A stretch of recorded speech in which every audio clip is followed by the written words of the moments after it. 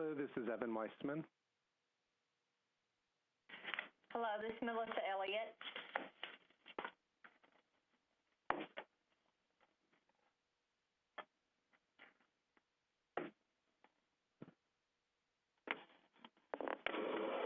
I'm not sure if we've got the full committee on the phone yet or not. Okay, thank you.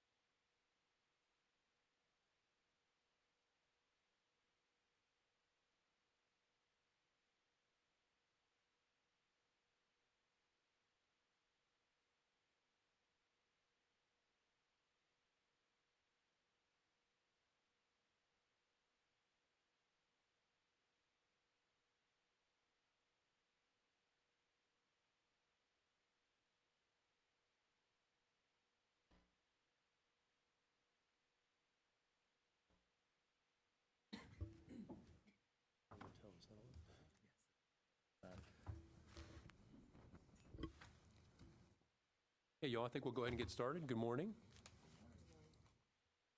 Oh, just like last time. Good morning. Good morning. All right, that's better.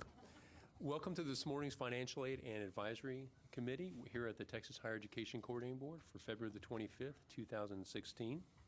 I think you can see from the agenda, it's pretty robust, and I think that's going to lead to a lot of great conversation and also learning quite a bit from other individuals as well. Before we get started, though, I'd like to go ahead and have everyone introduce themselves. And Shannon, if you don't mind, I'll start with you. Shannon Crossland, I represent TASFA. Mary Gallegos Adams, Texas State Technical College. Carolyn Mallory, University of Houston, Victoria. Kathy Sanchez, the University of North Texas Health Science Center. Harold Whitus, Alamo Colleges. Chad Pulse, here at the Coordinating Board. Christopher Murr, Financial Aid and Scholarships at Texas State University. Doris Constantine, St. Edward's University. Carl Gordon, College of the Mainland. Rosie Wattis, Austin Community College. Selma de Leon, University, North Texas. Lynn Kenyon, Baylor University. Thank you, Lynn. Thank you all very much for your time today. Oh, and we have someone on the phone as well. Hello, this is Evan Weissman with MDRC. Great, Evan. Thank you for joining us. Melissa Elliott, Vernon College. Thank you, Melissa, for joining us. And just as a reminder, too, this meeting is being broadcast via the web, so a special welcome to those joining us online. Just as a reminder, too, if you have cell phones, and this time I have turned mine off, be sure and silence yours if you wouldn't mind. And before we get started with the next agenda item, I'll go ahead and turn it over to Chad, who will talk about housekeeping. Chad, who's trying to figure out how to get Vibrate to work on his phone. So just a couple housekeeping items for those of you who, if you haven't been here to the coordinating board before, if you need to excuse yourself, to use the restroom or anything like that, if you just go out this door and up to the left, you'll see the restrooms on the right, as well as there's a water fountain and the like. There are some drinks and snacks over on the side there if you want to take advantage of those as well. And we'll probably do what we usually do, is kind of chug along and decide how far we get as to whether we'll actually take a lunch today or whether we'll just move through. But we'll make that prediction closer to the lunch hour. Okay. Thank you very much, Chad. The first item on our agenda is to review and approve the minutes. I know that y'all got advance copies. Is there any concerns or questions with the minutes as they stand? Chris, I do. I have one. On page 7, at the very bottom, where on the right-hand side it says number 4, says only one member should be from the health-related higher education institution. Should that be at least one member instead of only one member? That's a good question. And I think, as I remember, we were going to limit it to just one, because the concern was before we had 2 members, and we really had challenges getting to, so we were just going to have 1 member. Okay, because I was looking at the rules, and I think in there we still say at least one member. Okay. And I know that the rules is a topic for later in the meeting, so we can look at it at that time. Chris, do you have the minutes there? Can I borrow your copy of the minutes? So page 7 is, you said? Yes, page 7, number 4.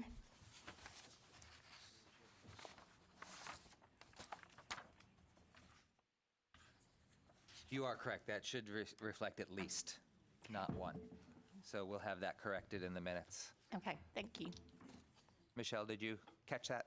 Okay. So, Zelma, thank you. My memory was wrong on that. I thought we had just decided on just having 1, but at least 1. Okay.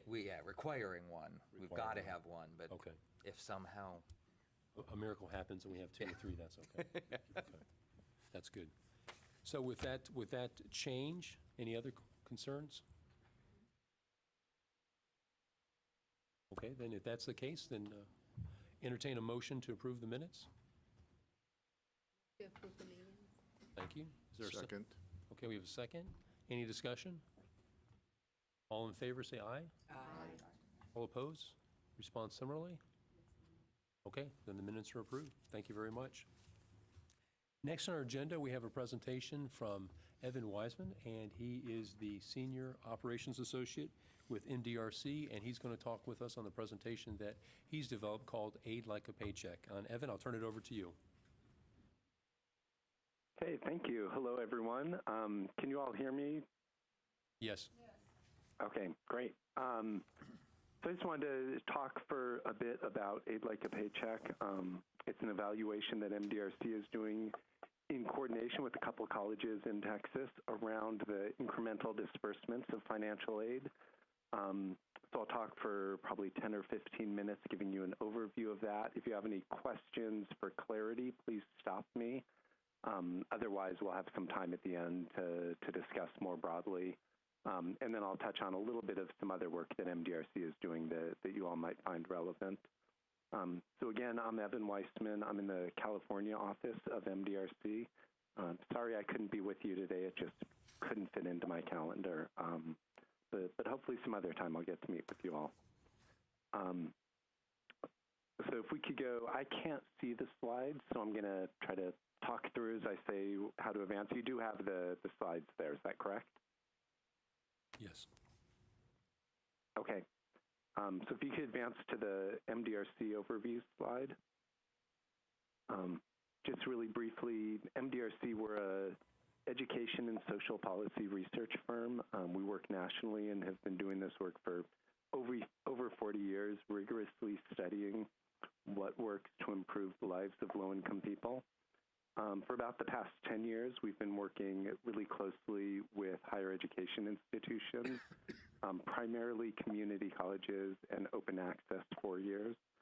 And we've been working in Texas and with the coordinating board for about 10 years now as well. And just so you know, anything I talk about, especially if I'm briefly mentioning other studies, all of our reports are available on our website, mdrc.org. You can, of course, also contact me afterwards if there are any questions. Next slide. So Aid Like a Paycheck, what I'm going to talk about today. If you go to the next slide, that says incremental disbursements of aid refunds. This is an overview of what we're talking about. So Aid Like a Paycheck is MDRC's evaluation of incremental disbursements. If you look across that top line, those 3 rectangles there, as you probably know, students get a financial aid package. It's a combination of Pell Grants, loans, state and local aid, aid from the college. Financial aid offices do a lot of work around creating those packages. Tuition, fees, books, and supplies are all paid for up front or accounted for in some way with Aid Like a Paycheck. And then what's left over is the student's aid refund. So when we're talking about incremental disbursements of aid, it's always in this context, meaning what's left after tuition and fees and any upfront expenses, with the knowledge of the importance of covering those things up front. But that refund then is what's left over and is typically distributed to a student in a lump sum. These student aid refunds, excuse me, are most common at community colleges where there are large concentrations of low-income students with high need, and they're typically lower-cost institutions. But there are students with refunds at 4-year institutions as well, as you know. So the work we're doing is primarily at community colleges where there's larger concentrations of these large aid refunds, but this could apply at any college, really. So if you look at the middle section here on this page, then, this is a depiction of a sort of standard financial aid refund. So if you have a student with, let's say, a full Pell Grant, they buy some books and supplies up front, they've got a tuition waiver or state aid covers tuition, they might get a refund of about $2,400. That's a somewhat large but not huge refund. It's fairly common at community colleges. And most colleges would then pay that out to the student in a single lump sum payment around the 3rd to 5th week. There's variation. It's allowable under federal regulations to do that at different times and in different ways, but we've really seen this as the most common. And that can then be either through something like a Hire One card, a ATM, a debit card. Some students choose to get direct deposit to their own bank account. Some colleges or students choose to have a paper check cut and mailed to them. But typically it is that sort of one big lump sum. What Aid Like a Paycheck does, it's a fairly simple idea, but a little more complex in practice, is breaks that up into biweekly disbursements over the course of the term, with the idea that may better support students, giving them the aid when they need it to cover ongoing expenses such as rent, food, transportation, childcare, the things outside of tuition and fees that are required up front, but the ongoing cost of living that they're going to need to cover throughout the term. If you go to the next slide, the potential benefits of Aid Like a Paycheck. So really the theory is that by doing this, it'll help smooth students' income, give students that extra aid when they need it to cover these ongoing expenses, and to better align with when they're earning that aid. So more specifically down the left side here, potential benefits for students. In the short term, it may help them budget their aid more effectively, balance their work and school so they experience less stress.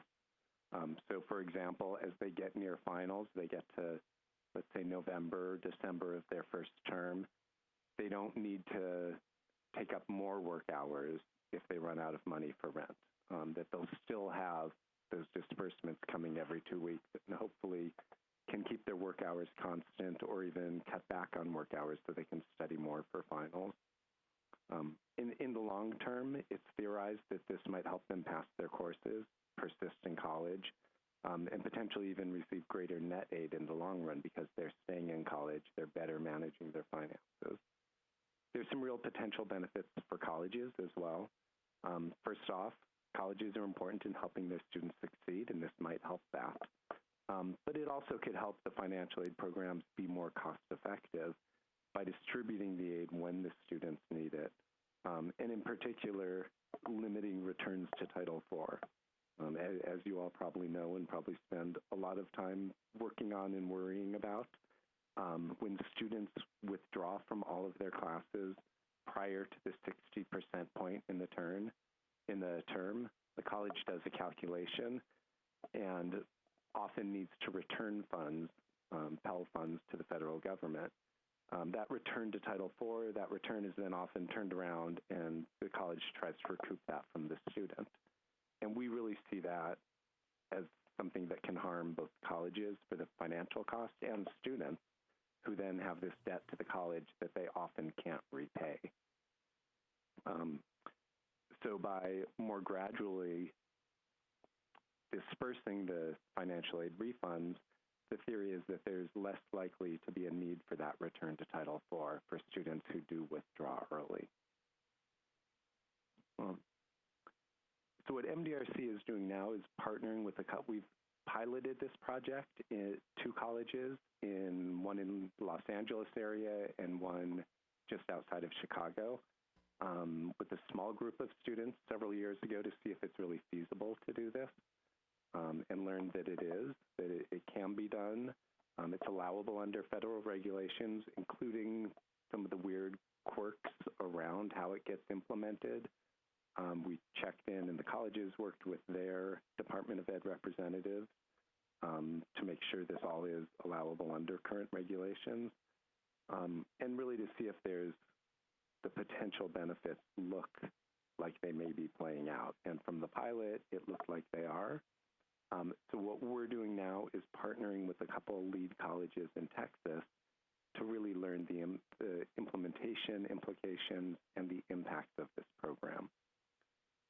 So if you go to the next slide, incremental disbursements at San Jacinto College and Houston Community College system. Since 2014, we began partnering with HCC and San Jac. They're both in the Houston area, as you probably know.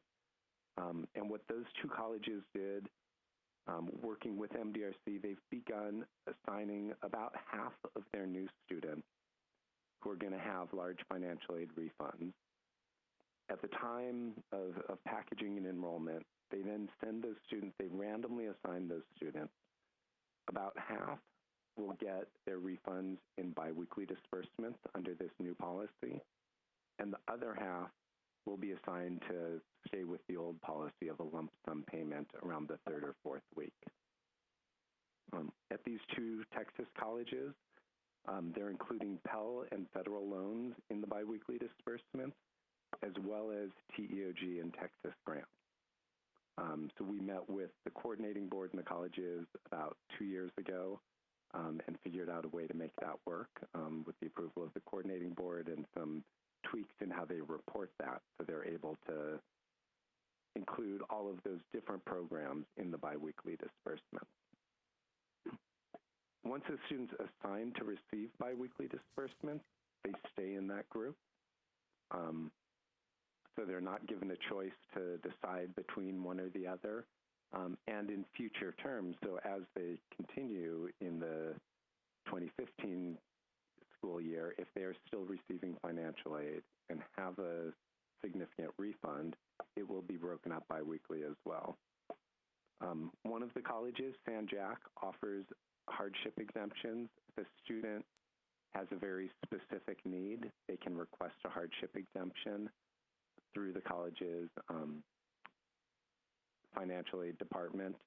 And they've offered a few, I believe it's 1 or 2 per semester, to students for a one-time lump sum disbursement. In the following this semester, they would go back to receiving biweekly.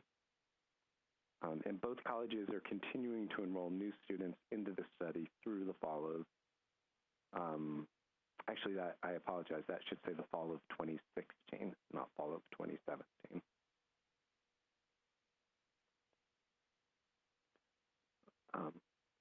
So as this is happening, they've got over 3,000 students between the two colleges who are receiving the biweekly disbursements. Another over 3,000 students who were randomly assigned to receive the lump sum, but are similar groups of students. And MDRC has been working with the colleges to really understand implementation, to see how this works. And one of the things we've learned is it's probably more difficult than most colleges would assume. There are a lot of quirks and changes, and anyone who works in financial aid knows that nothing is simple in financial aid, and also that students have a lot of questions. And that also, with Aid Like a Paycheck and with these incremental disbursements, it has probably been magnified. Students come in with questions: when am I going to get my next disbursement? How come I got this much or not that much? And it's required some real work from the colleges on the ground to communicate that with students as they're dispersing the aid. Overall, though, the colleges have largely found that it's feasible. They can make the calculations and make them correctly and explain them to students. And over the last year and a half or so, the colleges have both, I think, gotten much better at explaining to students. Students have started to understand and accept this as the status quo for this group of students, showing that it really can be implemented in a way that can feel fair to students, and can really be done to continue to align with federal and state regulations that apply to all of these aid types. So the next step in this study, a real key part of the study, if you go to the next slide, is the impact evaluation at San Jac and Houston Community College. So remember, I said that when students come in, their package, if it looks like they're going to get a large refund, they're randomly assigned to either get their refund in biweekly disbursements or to continue getting the lump sum like other students at the college. MDRC is tracking the academic and financial outcomes, as well as doing some student interviews and focus groups and surveys of all of these students at Houston and San Jac. And what we'll do over time is compare the outcomes of students who are receiving the biweekly disbursement to those who are assigned to receive the lump sum payment. And the difference in outcomes between those two groups of students is then the impact of the program. So we know if one group has better persistence rates than the other, those groups started essentially identical. The difference is how they receive their financial aid. If one group has better persistence rates, we'll know it's because of the program. Similarly, we can look at financial aid, the total amount of aid received.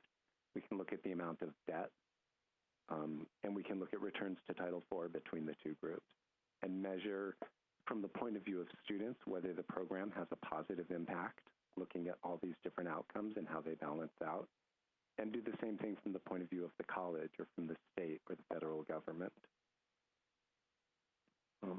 We are just now beginning that analysis with 1 to 2 semesters of follow-up data. We don't yet have the answers, but by the end of this year, we'll have our first look, and we'll share our first look at the impact of this program. So if you go to the next slide, the next steps and report schedule for Aid Like a Paycheck. One other thing we're doing right now, the first bullet here, just to note that West Hills Community College District in the Central Valley of California has just joined this study. They're not doing the random assignment, but are going to implement this at scale to help understand the replicability and sort of scalability of this program. Remember, San Jac and Houston are only doing this program with a select group of their new students. At West Hills, they'll do it with everyone to help give us and the nation really a sense of how this can be replicated. But here's the report schedule. So in late 2016, as I mentioned, we'll have a policy brief on the implementation lessons and, importantly, the early academic and economic impacts of the program from these different points of view, the student and college and national perspective at HCC and San Jac. And then in 2018, we'll have a final report presenting the impact findings a year and a half after the program start for students who went through it, and really look for the policy lessons, both nationally as well as for individual institutions that might want to shift to this policy in the future. I've got a few more slides that overview some other MDRC studies in financial aid and some sort of next steps in our thinking. But before I turn to that, I wanted to stop and give you all a chance to ask questions. Does anyone have questions sort of about the program or what we're doing? I have one question. Yes. How does this get around the requirement of having to disperse the refunds within 14 days of disbursement to a student account? The colleges don't draw down the funds until the time of the disbursement that they're going to do to the student. So the colleges are not holding these funds. And I don't know the technical terms as well as you all do, but I hope that makes sense. Is that clear? If it's in the student account, that's already, you have to release those funds. It's not in the student account, right? So it's not drawn down from the federal government to the student. It has nothing to do with drawing down from the federal government. If you transmit all those funds into the student account, you have to release within those 14 days. I believe what you're saying is they're not drawn down into the student account until later in the term, until their biweekly disbursement comes up. So the first drawdown from the Fed into the student account would only be, in this example we showed, that $300 biweekly disbursement. So I believe, to turn that into some financial aid terms, they're doing multiple disbursements throughout the semester, and thus they haven't actually put the funding into the student accounts. I think it's very similar to what a lot of us do with student athletes. We actually do something very similar where a lot of our institutions will disperse the funds every month to a student athlete, and so we're not actually putting that money in the student's account except a fourth every single month. I did have one question, Evan, and that was, it's very interesting because we certainly do it at our campus for student athletes, and I think there is possibly some merit in terms of helping students better budget their funds. And of course, I think the scale always concerns some of us when you're dealing with that many students, but The 15-day reporting rules for the Department of Education, so as you disperse, you have to then report that disbursement and make sure it's done within 15 days. Given these sort of, I'm not sure they're really classified as experimental sites, is there any sort of relief from that? Or is you still required to do the 15-day reporting with each single disbursement you're doing throughout the year? If they're still doing the reporting, there's not a waiver of that. And because they're such large colleges, Houston in particular was already doing this, I believe, weekly, because they have so many students who are starting on late term classes that across the institution and the Houston system, they have students who are getting their aid at various times throughout the semester anyways. So it sort of falls in with that. At a smaller institution, I do think it would probably increase the frequency of the reporting back to Department of Ed. Sure, and I think we have students that do it throughout the year as well, depending upon when they apply or complete verification. But I was just thinking, we have one disbursement, but we would be multiplying the disbursement reporting we have to do by maybe 16 times throughout the year, which is fine. It's just a way we would have to determine how to handle that effectively, because that does have compliance challenges for us as an institution. So just want to consider that. Can I ask another question too? Sure. And that has to do with the hardship exemptions. You mentioned some of those that are put into the biweekly disbursements, that sometimes they're giving a hardship exemption so they can opt out of that for one semester. What are some of the reasons why those would be granted for a student? Let me think what there's one that was a student who was in a car accident, who needed funds for, I believe it was for the repair of the car, not for medical. Another I remember was for supplies needed for a course that couldn't be gotten from the bookstore. Both of these colleges have bookstore allowances where students can draw down their financial aid funds from the bookstore, so they can, if they have a refund, they can go and buy any books and don't have to wait for the incremental disbursement. It's what they do already with their lump sum as well. Students can go to the bookstore prior to receiving the lump sum disbursement. But in a case where a student wasn't able to buy the supplies they needed at the bookstore, they were able to get a hardship exemption and get a larger amount up front. Okay, thank you. I have a question. Can you share with us the students' feedback, especially for the ones that are in the program and the ones that aren't? The ones who are in the program, a fairly common thing we hear is sort of upfront, gee, I'd rather get my money all at once, but I understand why you would do this. Personally, I don't need it. I could get my money up front and budget it better, but I get why some students would need biweekly. That's sort of a comment we hear up front. Later in the term, we hear a little more of a shift towards, I'm glad I got it that way. It helped me to get that extra money late in the term. I liked getting my $200 or $300 in November and December.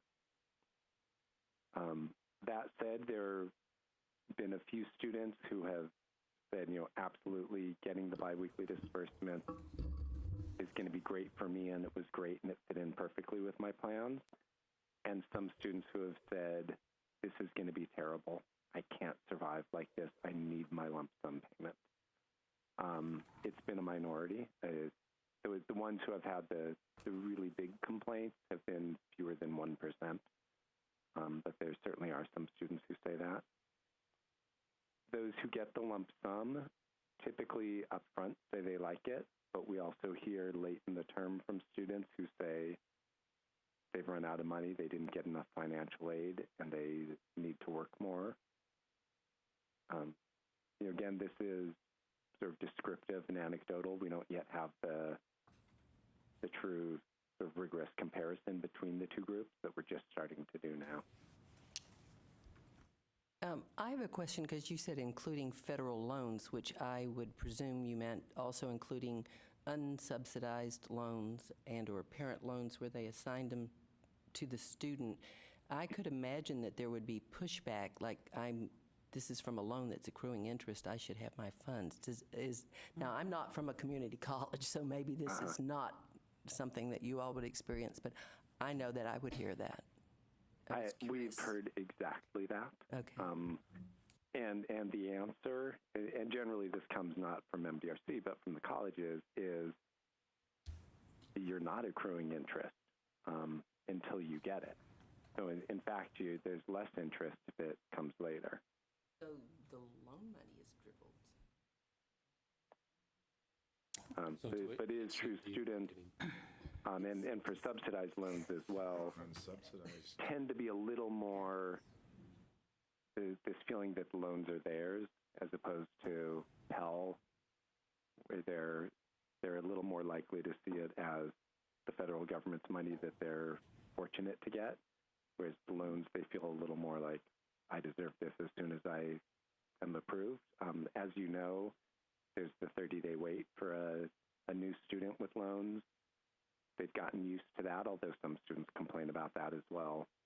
Our sense is that this can fit in with that same type of regulation. The majority of students see this as, okay, I understand it's the way that financial aid can be and is dispersed at the college.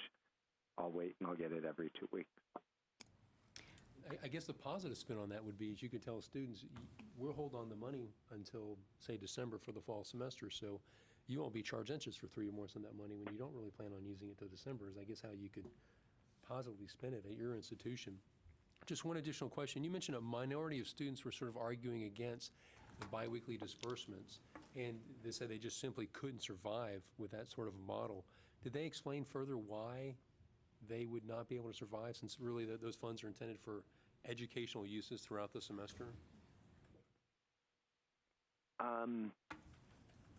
Often housing expenses and transportation expenses are the ones that rise to the top. And it's a hard point, because you really feel for them that they need that money up front, to pay rent. You're there in September and a student is complaining, saying, I can't pay my rent, I'm going to be evicted. At the same time, if you step back and say what's going to be most helpful for most students, you don't want them to get evicted in October, November, or December either. And what you really want, you hear that student and you think, well, they need $1,000 a month to help them, but it doesn't exist. I mean, this program is working within the confines of existing funding. And we all know there are some students who simply, the existing funding doesn't fully support them. They can't always get by, sadly. And the colleges have tried to point those students towards emergency aid options or other services available on the campus or referred out, just as they would with any student who doesn't have the funds that they need. Chris, I have a question. And I'm not a return to Title IV expert by any means. I don't work with it on a daily basis, but I'm going to look to my colleagues for the answer to this. Since within the calculation you have to look at aid that could have been dispersed, that seems like it would tie into the return to Title IV process, and I don't see how it would benefit the student on return to Title IV. Can y'all help me with that? There can, in some cases, when you look at that, still be a post-withdrawal disbursement. But I think, more often for the program group, as opposed to those in the lump sum group, they're less likely to be hit with a return owed because of the way. So you calculate the amount, you use what would have been dispersed for the calculation, but then when you look at what actually was dispersed, the student is less likely, in theory, and will see soon, and the colleges are anecdotally saying that they do see this reduction in returns to Title IV, that the students may be less likely to actually owe based on what they've received. Does anyone with more technical knowledge want to weigh in on that as well? No, you're right. That's what the calculation does. It goes and looks to see how much could have been dispersed, and so there is a subtraction done when you do that. My question is, how does this handle, how would this work with different schools that have different sessions? You have 16, 12-week, 8-week sessions. How would that work? How does this work if the student is only in 12-week sessions and/or in 8-week sessions, the latter part? How is this all calculated? The two colleges do it differently, and both of them do have a fairly large number of students in these different types of sessions. At San Jac, they hold some of the funds, and if a student starts with later sessions, especially if they only have a few credits at the beginning of the term, and then add a significant number later, the students' biweekly disbursements won't be equal throughout the term. They'll increase once a student begins their late session classes. At Houston, they account for what's expected and try to make it more even throughout the semester. But if a student then changes their enrollment, that'll cause the biweekly disbursements to go up or down to adjust for that. And those are examples where it becomes really important that the colleges have automated this through their, Houston uses PeopleSoft and San Jac uses Banner. And a lot of these calculations are automated, and then they do some sort of manual checks and tweaks for students with really complex changes around issues like that. So I have a question, just to gain an understanding. If you have a student who's enrolled for 2 classes for the first 8 week and 2 classes the second 8 week, that would be $1,444 and $1,444, and you pay them the $2,888 over a period of every 2 weeks. If that student ever ends up enrolling for that second 8 week class, haven't you potentially gone into an overpayment situation?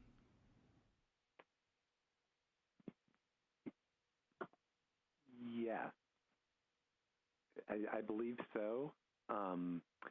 But the disbursement would stop then, whereas I believe that same student with a lump sum system, well, it would be different. I believe at HCC, and I could be wrong on this, I believe at Houston, that student would get the full disbursement up front in the lump sum, the sort of standard way. And that sounds correct. And in the biweekly, they could actually stop receiving the aid and and reduce the amount of over disbursement. Okay. And a follow-up question, please, was why biweekly?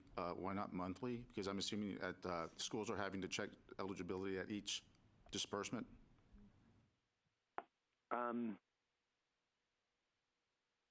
It could be monthly. There's no absolute has to be biweekly. Monthly wouldn't do it. I think monthly does align with some of the theory here. Certainly more than just a single lump sum. We came into this working with the colleges who really sort of between the theory on our side and the colleges and some focus groups with students, feeling like biweekly was a better way to really even out the flow of money throughout a term. But that isn't to say that monthly couldn't potentially have some or all of the same benefits. Okay, thank you.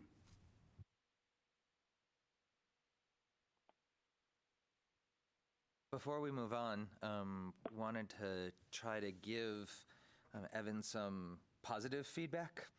We're, as financial aid professionals, really good about kind of pulling out every little detail as to why something might not work. And I'd like everyone to put their creative hats on and offer him some feedback on what do you see about this program that could benefit your students?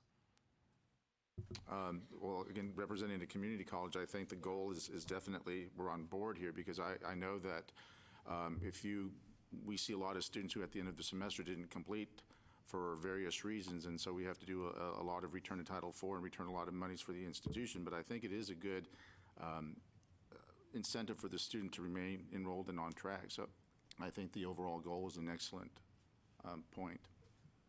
Yeah, and I second that. I think it's really good. I think all the questions we're asking, Evan, are related to, okay, how do we actually implement this possibly on our campus and really working through the pieces? And I think clearly on our campus and many, we do this for student athletes already.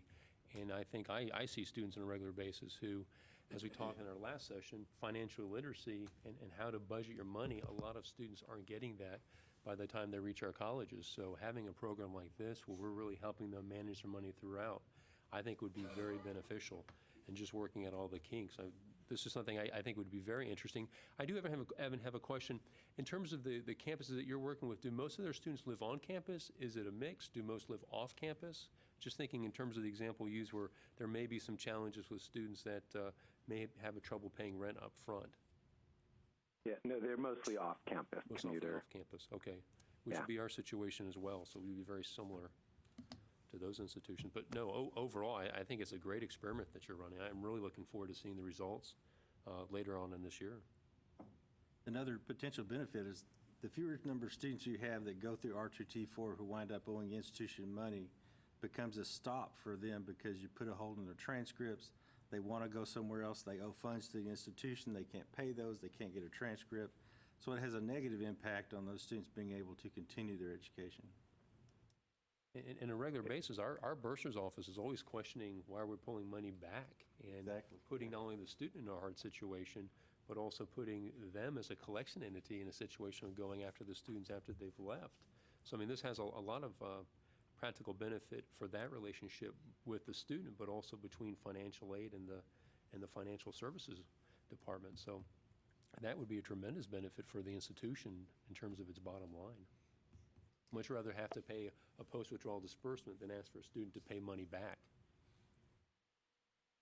We do have one other question coming via email from Arisa Potter. And Risa is curious as to whether there's been discussion of providing half of the total amount of due to students as the first payment, a quasi lump sum to provide funds for books, apartment, utility deposits, et cetera, and then make biweekly payments of smaller amounts throughout the semester. Yeah, and that's absolutely one way that colleges could do this. Because Houston and San Jac both already have the bookstore account set up for books for students with the lump sum, they chose to just leave that as a way that students could get some upfront resources. But other colleges, Mount Sac, who we worked with in the pilot, did exactly something like that, where I don't think it was half, but they put up a larger amount up front and then the biweekly. And West Hills Community College District in California that's about to start this is doing, I believe they're going to come to about 30 or 40% up front, and then split out the remaining 7 or so disbursements evenly. So yes, that's exactly one way to do that, to cover some of those upfront costs.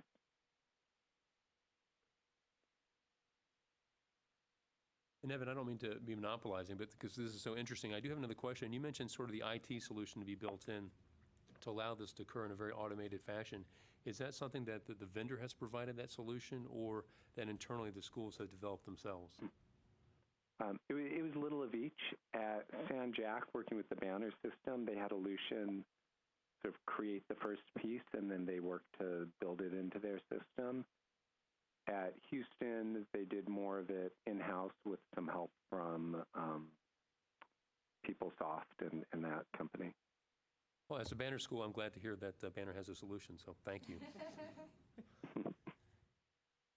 Yeah, and really, you know, the colleges in both cases have done a ton of great work on getting this in place and then working with us both to do this for their students, to implement it, and also to help us understand this all. I mean, I could never have come anywhere close to describing things like return to Title IV and such without our work that we've done with them. I mean, Robert Marino at San Jac and Joellen Soucier at Houston have been really involved and really great in helping us move forward with this research and understanding this. Any other questions or comments for Evan? I just have a comment. I work at a health science center, so I have students borrowing over $40,000 a year, using that money to live on. And so, yes, they're getting very large refunds. So I am very interested in this. I'm not sure how it would be perceived on my campus, but very interested to take this back, and I think could be very helpful for our students who really do need this to pay their rent on a monthly basis, to pay all their bills. So definitely very interesting. Thank you. Any other comments for Evan? And my final comment is, we're always talking about financial literacy. I think this could be on a lot of campuses an interesting component of helping students understand how to better manage the money. And on that, Evan, I think you have some more slides to show us. Yeah. So I want to just sort of switch gears a little bit and just let you know a little bit about some of the other work that MBRC is doing in financial aid around the state of Texas. So just briefly, if you go to the 2 slides forward, I think financial aid, performance-based scholarship demonstration. Just to let you know, a large-scale rigorous evaluation that we recently completed on performance-based scholarships. And there's a lot more detail on our website, or you can contact me afterwards if you have questions. But this was in 6 different states with again, random assignment. So half the students who were eligible for this could get it, and the other half would continue with standard financial aid. And this was a test, as opposed to aid like a paycheck, which works within existing resources. The performance-based scholarship demonstration was a test of what can be done with additional resources. So these were need-based grants on top of other aid, so in addition to Pell and other aid. And they were contingent on academic performance, but in the term, instead of prior performance, scholarships that are merit-type scholarships. They were need-based. Anyone who met the need was eligible for it. And then in that term that they were found eligible, they could get their scholarships of up to typically $500 to $1,000 in a semester for meeting benchmarks throughout the term that were fairly attainable benchmarks. Some were showing up to meet with a tutor. Others were, for example, getting a C average or maintaining a C average at midterms and at the end of the semester. And students got this directly. It never went to a account at the college or to pay tuition. It was direct to the students. And they were really a set of flexible programs across these 6 different states with 2 goals. One, to help students cover a larger portion of their college expenses, and the other is to incentivize good academic performance and progress. So they were built in sort of throughout the term, ways to get a couple $100 early in the term, a couple $100 more at the middle of the term for meeting some benchmarks, and then maybe a $500 more at the end of the term for getting all C's, for example. And the impact of this when we compared the program to the control group, if you look at the next slide, the findings, these modest grants actually did have some modest but positive impacts on student success. Graduation was increased by about 3 percentage points across these different programs. Students earned more credits on average, received more financial aid, as you would expect, since that's what the program does. And also when they tied the payments to participating in specific services, such as tutoring or workshops, students would then use those services more. Importantly, in California, the one state that offered this before students enrolled in college, they told students that they would be eligible for it. Those students who were told that they were eligible for these scholarships were more likely to enroll, in particular, more likely to enroll in community colleges versus not enrolling in college at all. If you go to the next slide, select research and developmental education, just a quick list of some other studies we've done to let me know if you want to learn more about. The most exciting, a recent study of ASAP, the Accelerated Study and Associated Programs at CUNY, the City Universities of New York, CUNY, a really comprehensive program of services and financial support that nearly doubled graduation rates there. We've also done a few other rigorous evaluations in Texas, the summer bridge programs we studied a few years ago at, I believe it was 8 colleges across the state.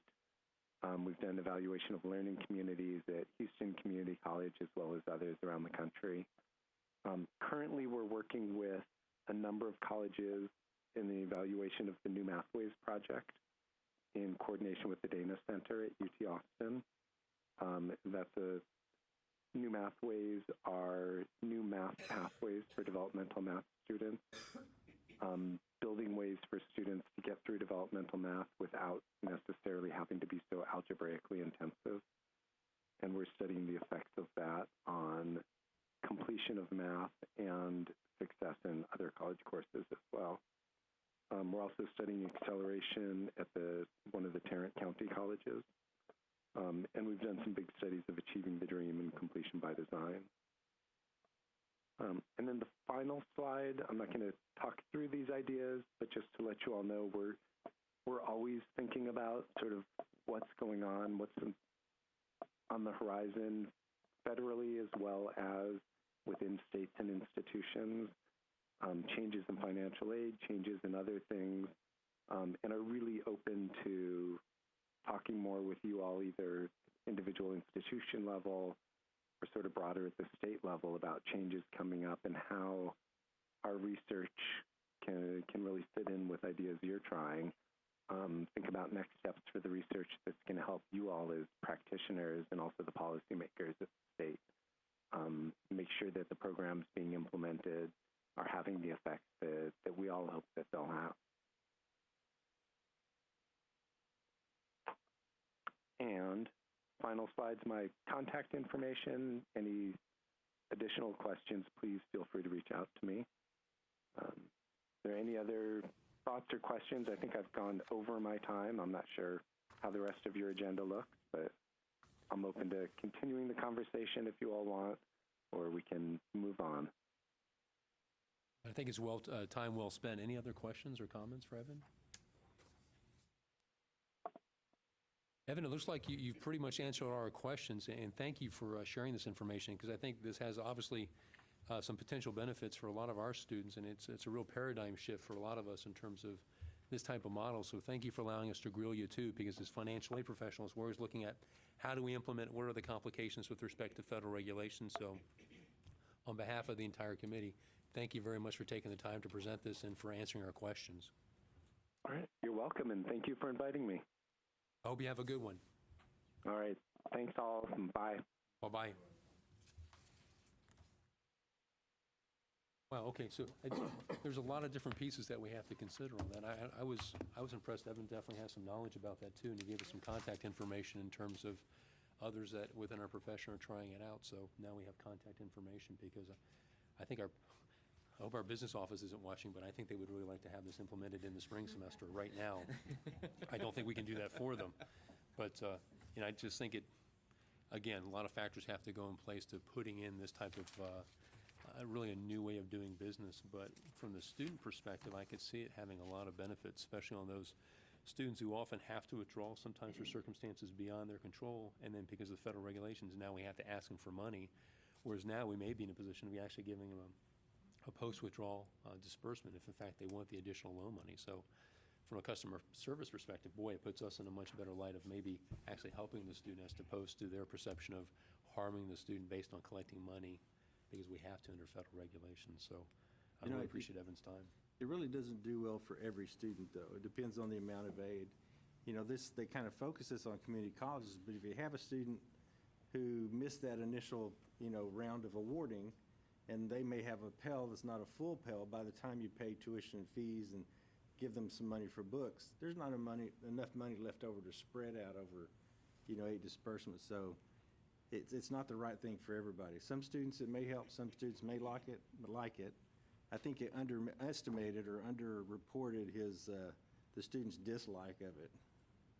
Yeah, it'd be interesting to see what the results are in fall 2016. And I was thinking the same thing, and I'm wondering in that type of model if, your refund is so small that putting it out every single 2 weeks would be almost a de minimis amount. If maybe they could build thresholds, and wonder if they're doing anything of that nature, or if it's below a certain amount, then you don't fall into the biweekly disbursements. You can have that lump sum and use it as you see fit. And then you mentioned too, based on campuses, I really think it depends. Do you have a lot of students living off campus versus on campus in terms of what's best for your population? Because some of our apartments require a lot more money up front. And so that would be very interesting to see if maybe, as was suggested via the email comment, could you do a lump sum up front to cover some of those initial costs and then do the biweekly? But I think you're right. It definitely depends on the campus, your population, and sort of the administration and its long-term goals. I'm a little confused. What are they using to pay the money up front, and if they're not, required to disperse it within the 14 days? They being the students? The college. If they're crediting a student's account to pay tuition fees with a Pell Grant, they technically have, or using the Pell Grant money or institutional funds, and then actually requesting the reimbursement? Yeah. I guess following the reimbursement model. Right. Or work for the personnel, too. I mean, you'd have to have somebody requesting those funds consistently, dispersing, reviewing for eligibility.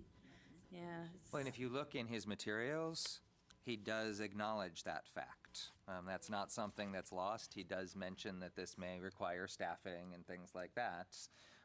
And so, once they're able to complete the study, to be able to have the information on the impact of it, I think one of the things we talk about a lot is that there are things that if we feel they have positive impacts, they're worth the time to get the positive impact for the students.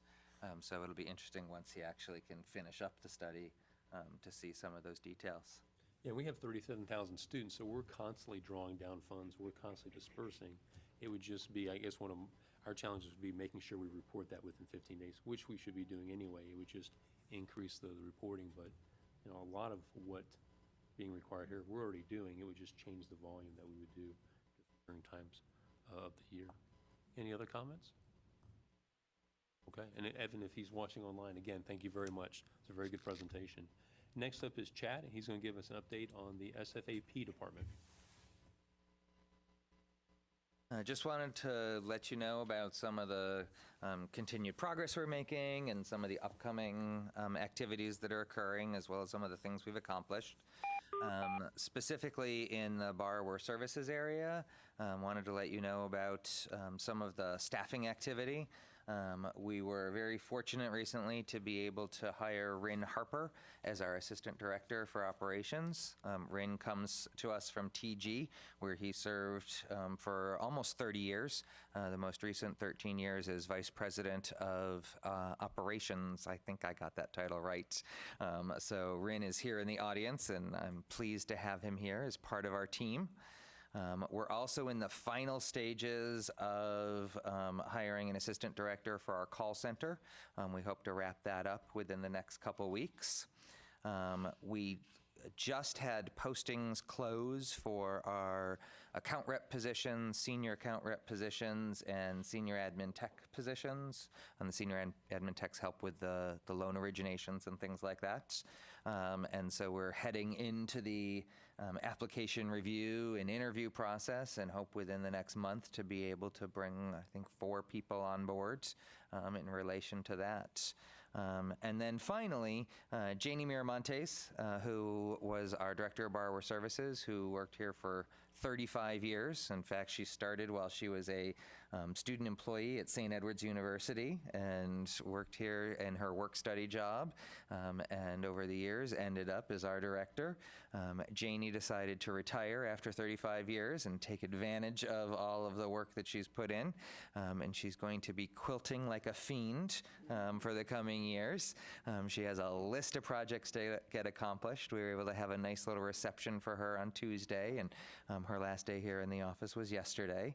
So we wish her well, and I mentioned to her that I am very appreciative for taking someone like me who knows the school side of loans, and I understood them as an administrator processing them, and I understood them as a student paying them back, but she helped me learn so much about the actual servicing side of the house, and I will be forever appreciative for everything Janie did to help me in relation to that. So one other thing on the borrower services side, just so that you're aware of, the TASP program, the nomination process will be up on the website by April 15th, so that the various legislators can start their nomination process.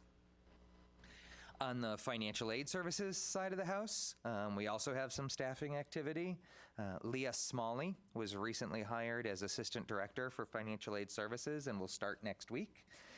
Leah's main responsibilities are going to be overseeing our training activities and our resource development. You've heard me talk about wanting to have a Texas Student Aid handbook and things like that. We're very fortunate. Leah has about a decade's experience, and her most recent role was actually doing something very similar to this job. She worked with the Heald colleges out in California, where she served in this type of capacity for the entire campus system. And so she developed training and resources for all of the individual financial aid offices. So we're very excited. She started actually here in Texas and then moved out to California, and now she's back here in Texas, and we're looking forward to her joining us. We also just had postings close for the financial aid services representative and our program specialist positions, and those are the individuals that are going to comprise Leah's team. So she'll have a team of 4 individuals to be able to start working on that. The financial aid services reps will be the main people on the phones and the email to answer your questions about the day-to-day issues that you have that come up, and the program specialists will be focused on developing the training materials and writing the resource materials, etc. So we haven't seen the applicant pools yet, but I'm hoping that you encourage lots of people to come help us build the information that's going to help you all run your programs. From a administrative standpoint, we're just kicking into the reallocation process. Monday was the last day for everybody to draw down and encumber their funds.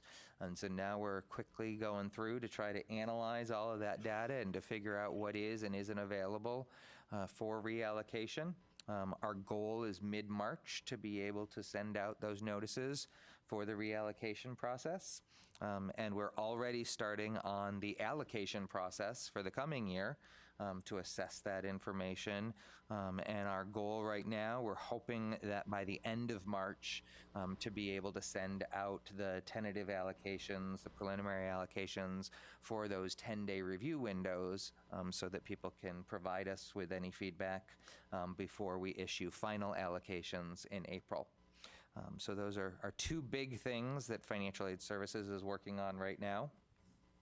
I mentioned to you, that Leah's going to be, launching her efforts on developing training and things like that.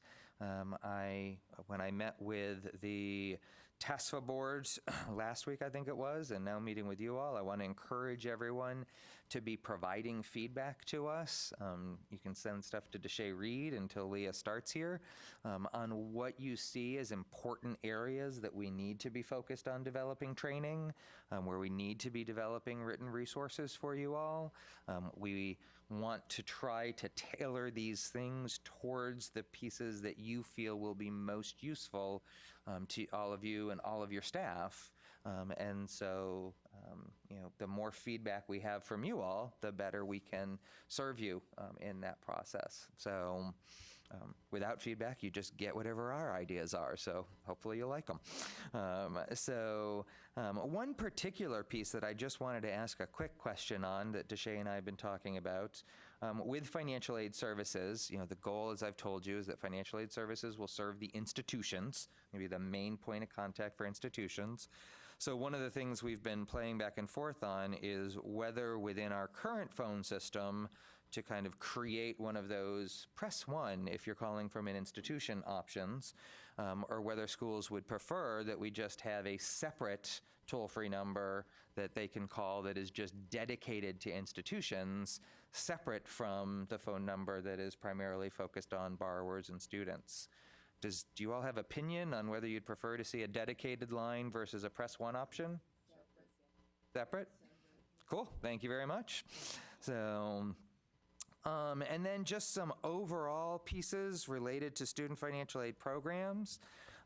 We had, in the past month, I guess it's been, we had 4 successful negotiated rulemaking committees, all of which achieved consensus in relation to the Texas Grant Program, BOT Public, BOT Private, and the EdAid, the Educational Aid Program. All of those reached successful consensus, so we're working to get those all through the hoops to turn them into actual rules that are on record. And then we're also going to be having 2 more negotiated rulemaking committees, one on a specific bilingual education program, and then secondly on the Be On Time set-asides.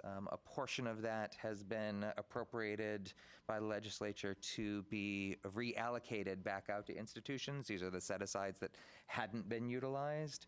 And so for the systems that were had institutions that participated in the set-aside program, those systems have been invited to be part of the negotiated rulemaking committee process for that.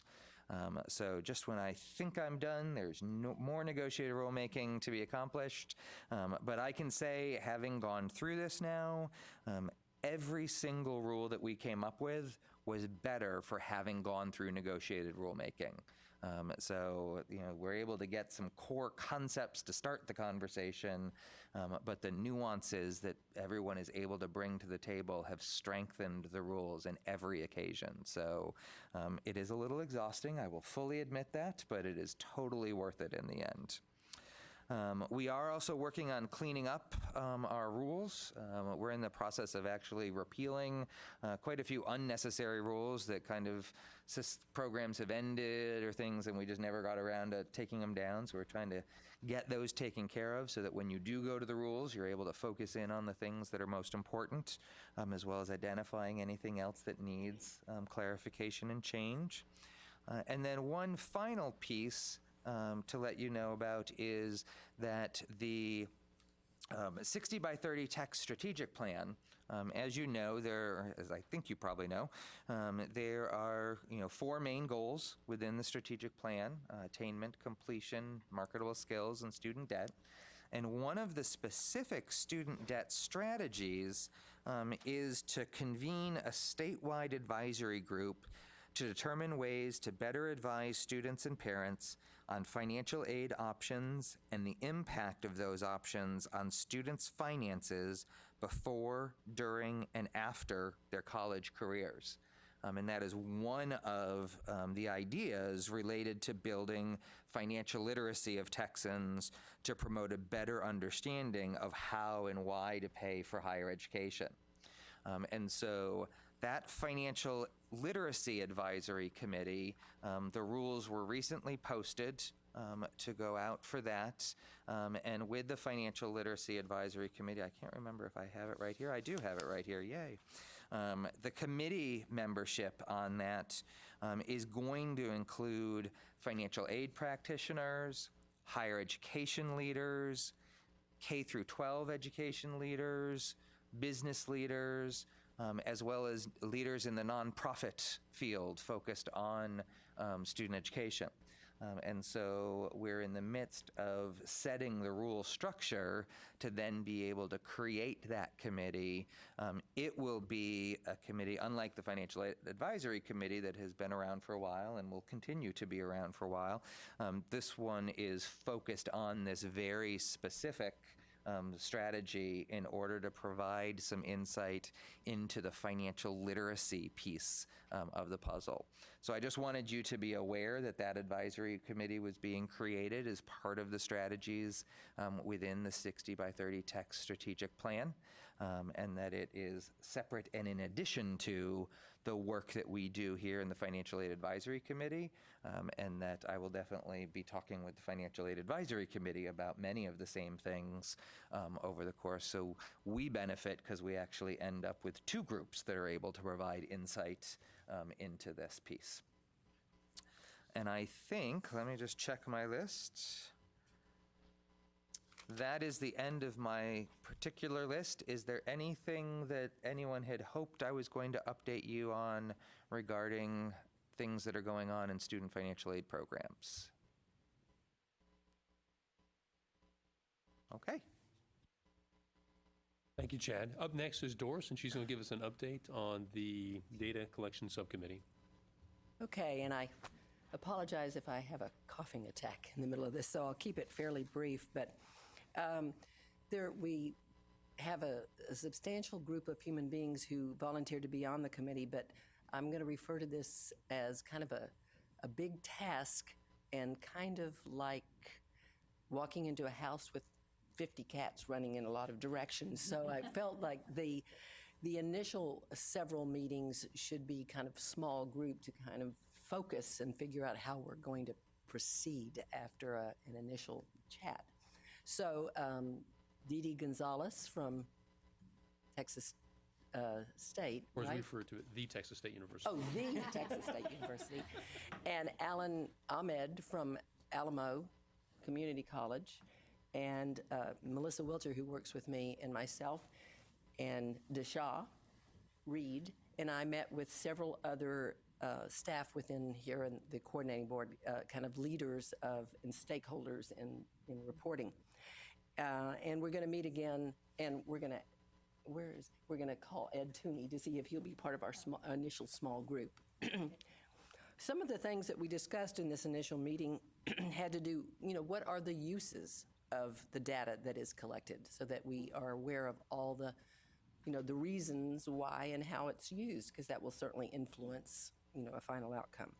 We also discussed, is there unnecessary data, or is everything that's being asked for necessary? And that kind of stems out of the uses. We talked about the timing of the current timing of the reports and how it relates to the purpose of that report, because the goal of this data collection initially is there some way to collapse all the mini reports that we do now into fewer reports that might be more frequently submitted, but it's the same report that's submitted and not a different report. So knowing the timing and the purpose of each specific report will, influence a final outcome. We also talked about the format of which we submit, like FADS is a fixed length report, and we talked about the from the point of view of maybe many schools, the disadvantage of it being a fixed length report as opposed to a comma delimited or some other kind of report. We talked about the lead time that will take both the coordinating board to make any kind of change, as well as the lead time it will take institutions, as well as the lead time it might take vendors to make any kind of change. So we need to be aware of what might the lead times be and who are all the stakeholders involved with change. And we talked about the advantages and or disadvantages of phasing in possible changes, incremental changes. And kind of that was the initial, the gist of the initial conversation, and we will resume next month. So, Okay. any input, any questions? If not today, feel free to contact me at St. Edwards. One piece that I'll just add from the agency side, one of the pieces that Deshay and I noticed when we came here, and what kind of pushed us to push you all with this idea, was the number of reports that exist and some of the duplication and everything. And we actually just met with our own internal audit yesterday as they're doing one of our audits for one of our programs. And internal audit actually raised the same question. Why do you have all these different reports? It looks like some of these could be just derived from the larger FADS reports. So this feedback is coming from multiple portions of the agency. So they were pleased to know that this is something that's high on our agenda, and that the Financial Aid Advisory Committee has a subcommittee that's looking at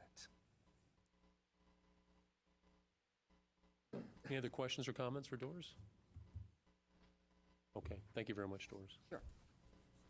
Next up on our agenda is the consideration of the draft rule revisions for the Financial Aid Advisory Committee. Just as a recap from our last meeting in December, we had a pretty lengthy discussion about the type of changes that we would like to see.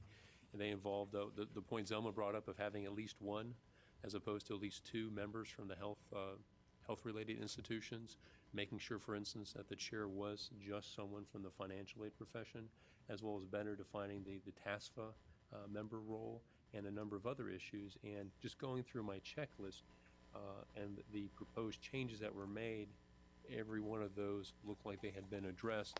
There was one question that was raised, and I think Chad is going to talk a little bit about how that was addressed, and that was brought to me last week when the rules were sent out. But just before we go over that, were there any other questions or comments regarding the draft changes that were made?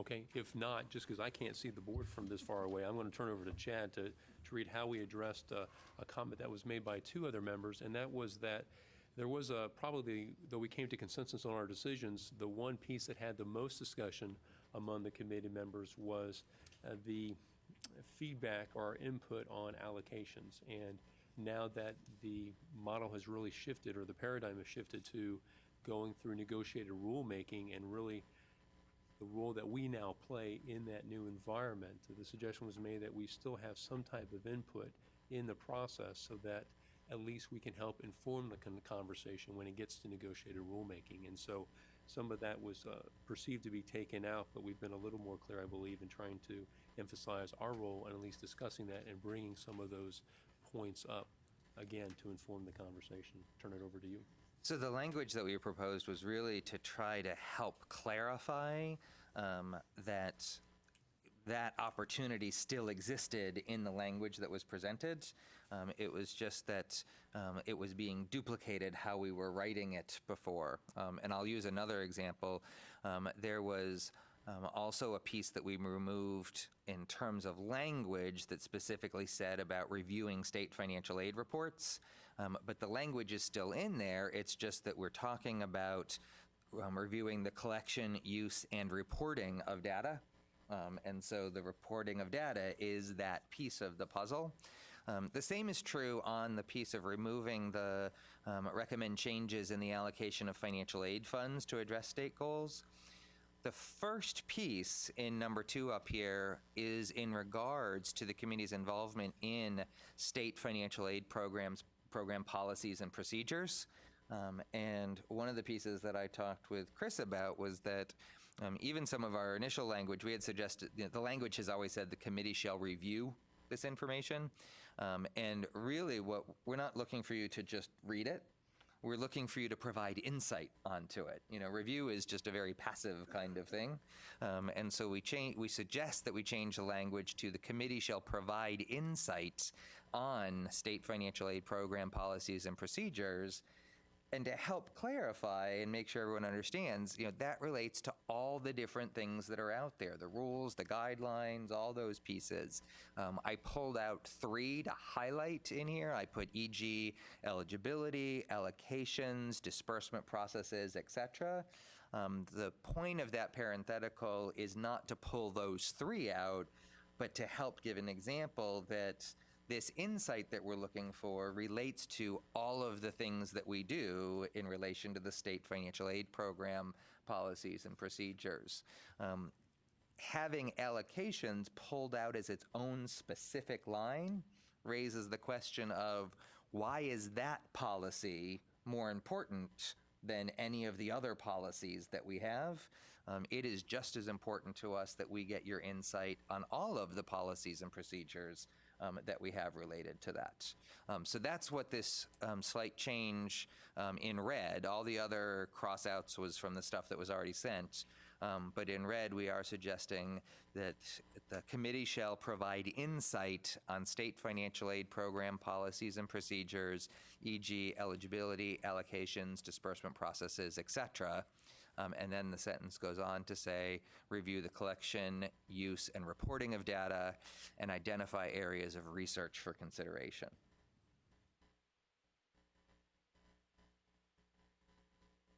So comments from the committee, does that still keep in line with the thoughts and discussion that we had in December in terms of this committee's responsibilities? I think it does. I think it actually clarifies the role for everybody involved. So, yes, I think it's an improvement. Does anybody disagree?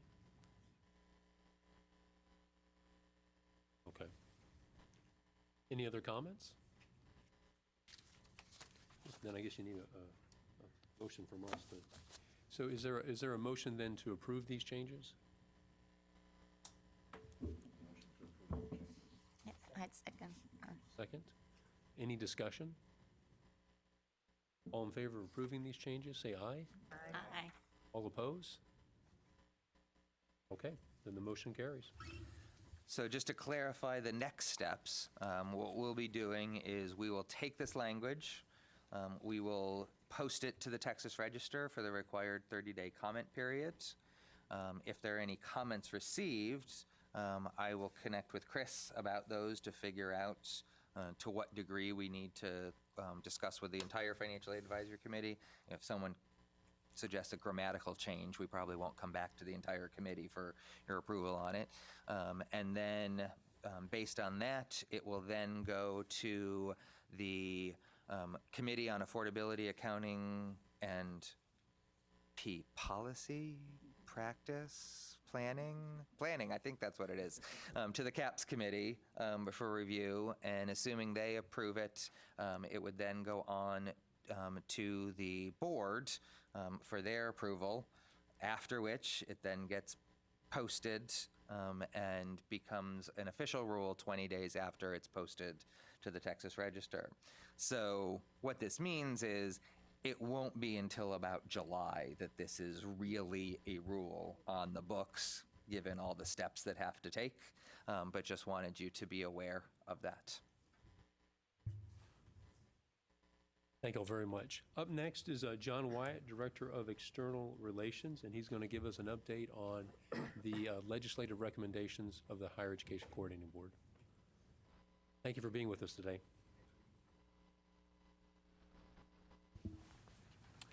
I think you should all have a handout at your desks. It's a PowerPoint presentation entitled Preliminary Coordinating Board Legislative Recommendations. We had a, from my perspective, very helpful discussion at the last meeting. So I'm going to go through this and really focus on the items particularly where we've made some changes, much of it in response to feedback that we got from this committee and from others. But before I get into our policy recommendations, I want to give you a little update on where we stand in terms of funding recommendations for the next legislature. We are currently internally in our process of developing our exceptional item requests for the next legislature. That is separate from our policy requests that I'll talk about in a minute, but it's very much related to them. So we are going to be recommending additional funding for, obviously, financial aid has always been one of our top priorities, and we will be coming up with funding recommendations for next session that reflect the funding needs of these policy recommendations, as well as being able to serve our student population. So currently we are working on that internally. Our exceptional item request should go to our board at their July meeting. So prior to that meeting, we will have an opportunity to discuss with you what those recommendations are and solicit your feedback on them.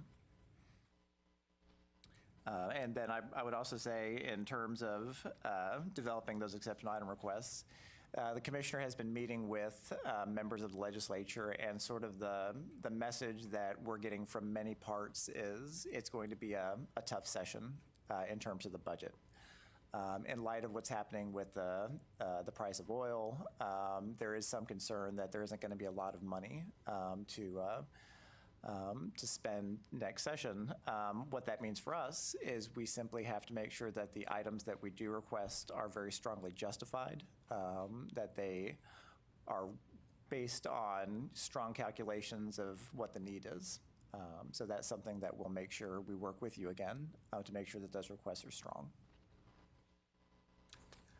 If you'll go to the second slide in the recommendations, the first set of recommendations are common to Texas Grant and TEOG, and we did discuss these last time. The recommendation is to increase the EFC limit for these programs to accommodate more middle-income students and families, while also limiting grant award amounts to the cost of tuition fees and books.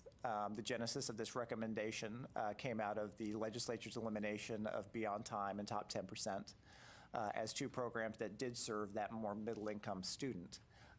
So we're hoping to capture more of those students through the Texas Grant and the TEOG programs. And as I mentioned, our exceptional item request to the legislature will reflect our projection of funding that will be necessary to do so. We're also recommending making students eligible for funding of these programs during summer sessions. One item that came up since we last talked was a potential roadblock here is the current reallocation process. As you know, currently, we reallocate funding in a February-March timeframe because we don't want those dollars to go to waste. Well, we can't do that if institutions want to hold back funding to use for their summer students. So one potential solution to that that we're considering is requesting UB authority between the biennia so that there would not be the risk of institutions losing those funds at the end of the biennia. They would be able to budget for summer and not have to worry about, well, if I don't get it all out the door, those dollars are gone. So we think that that's a solution that could help address this problem and frankly, a lot of other issues we have with effectively allocating and utilizing financial aid. We also have a recommendation for Texas Grant to limit recipients to 135 semester credit hours, down from the current 150. The idea here being that it creates an incentive for students to focus on completing their degree programs on time and at the minimum or close to the minimum number of semester credit hours required. And it also allows us to use the savings that would be realized to fund additional students in the program. If you go to the next page, one item that you actually won't see on here that we discussed previously was we had a recommendation that the TEG program, which currently graduate students are eligible for, be made undergraduate only. Our commissioner, in further conversations with ICUT regarding this recommendation, expressed that the concern he really wants to get at is making sure that TEG is focused on those students with the greatest need, and that is his goal. So in talking about how to most effectively accomplish that, the decision was made that we would pull down the recommendation that it be limited to undergraduate students and work with ICUT to come up with a recommendation that would focus on need. The commissioner will actually be addressing the executive committee in April regarding this. So our hope is that even if a recommendation is not on the agenda at the April board meeting, we can come up with something subsequently and add it to our agenda. We also have the recommendations here on extending TEOG to 135 semester credit hours for students in community college baccalaureate programs. We are pursuing that regardless of what happens with our recommendation on expanding community college baccalaureate programs, because you do have those 3 institutions that currently offer baccalaureates. So we need to make sure we have a stable way to fund financial aid for those students. Our recommendation on work-study mentorship is that we expand the allowable use of funds to student success programs. Currently, the use of funds is limited to student access. So we'd like those funds to be used for things like tutoring and advising. And then the last item on there is something that was a bit of discussion point for us last time. Previously, we had, and we discussed last time, a recommendation that financial aid award letters include both the maximum loan amount that a student could take as well as a recommended amount for students, borrowers to take. The feedback we got from this committee was that there was a lot of concern about integrating that into the financial aid award process. There was concern about it technically. There was concern that these award letters already present so much information to students that it could be ultimately harmful to the student. And so based on that feedback, we kind of went back to basics and asked, is there another model we can look at that accomplishes what the board wants to do in terms of making sure borrowers are making informed decisions, but doesn't create the kind of problems that this committee identified? And so we actually looked at a process that's been in place in Indiana for about 3 years now, where institutions in that state provide a letter to students prior to them actually taking out their loans that provides them information on their indebtedness. So it provides information on items such as their total loan indebtedness, interest rates, estimated monthly and lifetime payments based on their current indebtedness, as well as directing them toward financial planning resources that might be helpful. So something separate from a financial aid award letter, but providing students with robust information on here's the snapshot of your indebtedness and potential implications for that in the future. So that's what we're looking at now. We've spoke to the legislator in Indiana who developed this legislation. We have also spoken to a couple of student focus groups to get their feedback on, is this something that would be helpful for you? How would a Texas model of this be most useful to you? The feedback we've gotten from the students has been mostly positive, but also some questions about making sure that the information is relevant and easily understandable to the student, as well as questions about how this would be provided, whether a letter is something that really students would find helpful, or if there's no other media for communicating that information to them. So based on that feedback and other feedback, we're still working to refine that recommendation. And I'd be happy to answer your questions. Is anyone addressing like the SULA eligibility? No. I'm not familiar with that, I'm afraid. The amount of subsidized that they can receive now, you know how there's a limit. I know that the Indiana model provides information on all of your federal, state, and institutional borrowing. So I believe there's information on there in terms of how close you are to meeting your limit under the federal loan programs. If that answers your question, I apologize. Was there any discussion about the notification to the student? Didn't matter if it was electronic or paper? And this was an issue that came up during discussion with students. A lot of them felt that a paper letter wasn't something that would be particularly helpful for them, that they needed to get this electronically in a format that was going to grab students' attention. So that's something we're taking into consideration and trying to make sure that the Texas model for doing this is the most appropriate. And I apologize, but was this the motivation for this? Is it to address maybe institutions where the students have a high default rate, or is this an across-the-board kind of consideration, or what? This is not targeted at institutions with high default rates. The idea here is, particularly in light of, our 60 by 30 goal on student debt, we want to make sure that all students have access to relevant information on their indebtedness. And so that when they're making decisions about taking on student loans, we don't want to be prescriptive. We don't want to tell them what they should do, but we do want to make sure that they understand, here are the implications in terms of a likely monthly payment that you would have after graduation, the amount of lifetime indebtedness you would take on based on your current student loans. So it's not targeted at particular institutions. It is something that would be statewide for students. What about the collection of the data? In Indiana, did they have one source of database? Because, we have NSLDS that asks for federal programs, but for our state programs, our loan programs, the NSLDS doesn't have that. So were they looking at different sources to collect the data? Well, I don't know the answer to that question. I can tell in terms of our data, we would certainly work with institutions in terms of, the data that we have on state programs to make sure that that's something you can integrate into what you provide to students.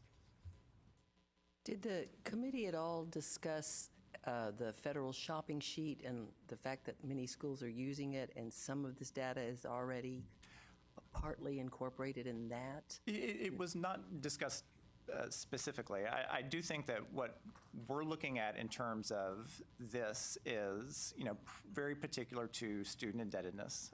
So I do think there might be some overlap with the shopping sheet.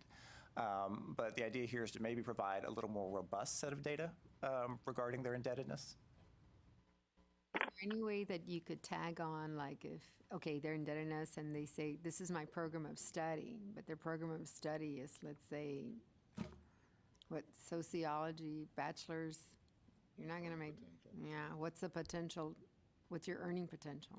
Because that's always needed.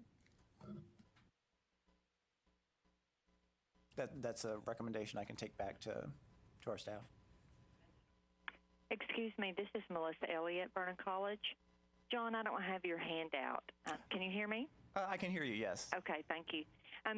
You made the comment that one of the recommendations was to increase the EFC for the TEOG and Texas grant. Yes. So I can't see your handout. Has that EFC been determined, or have there been some kind of recommendations what that will be?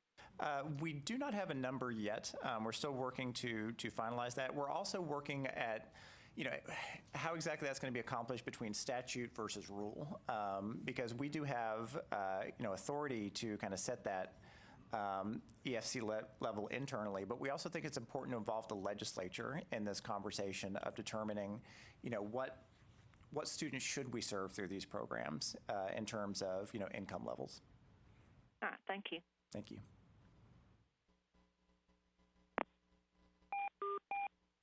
John, I think this is a very interesting approach. I think we all agree students simply don't know enough about their student loan indebtedness, and we need to do everything we can to try to make sure that information is more accessible. I was curious in terms of using a letter and with Illinois, do they have any data in terms of how effective that was? We actually did ask that. This is a relatively recent innovation in Illinois, so we have not gotten data that particularly shows what the outcomes are. We're still working to gather some information and looking at some studies in terms of how this information impacts indebtedness. Now, one thing we also want to be careful about is we're not necessarily looking to discourage students from borrowing appropriate amounts. It's entirely appropriate to borrow to help fund, in part, your education. We just want to make sure that decision is made in the context of a well-informed student. Sure. And in their model, do they ever talk about how they arrived through a formula at the recommended amount? Because I know they can't borrow more than their cost of attendance, their actual cost, but how did Illinois arrive at what the recommended amount should be for a particular student?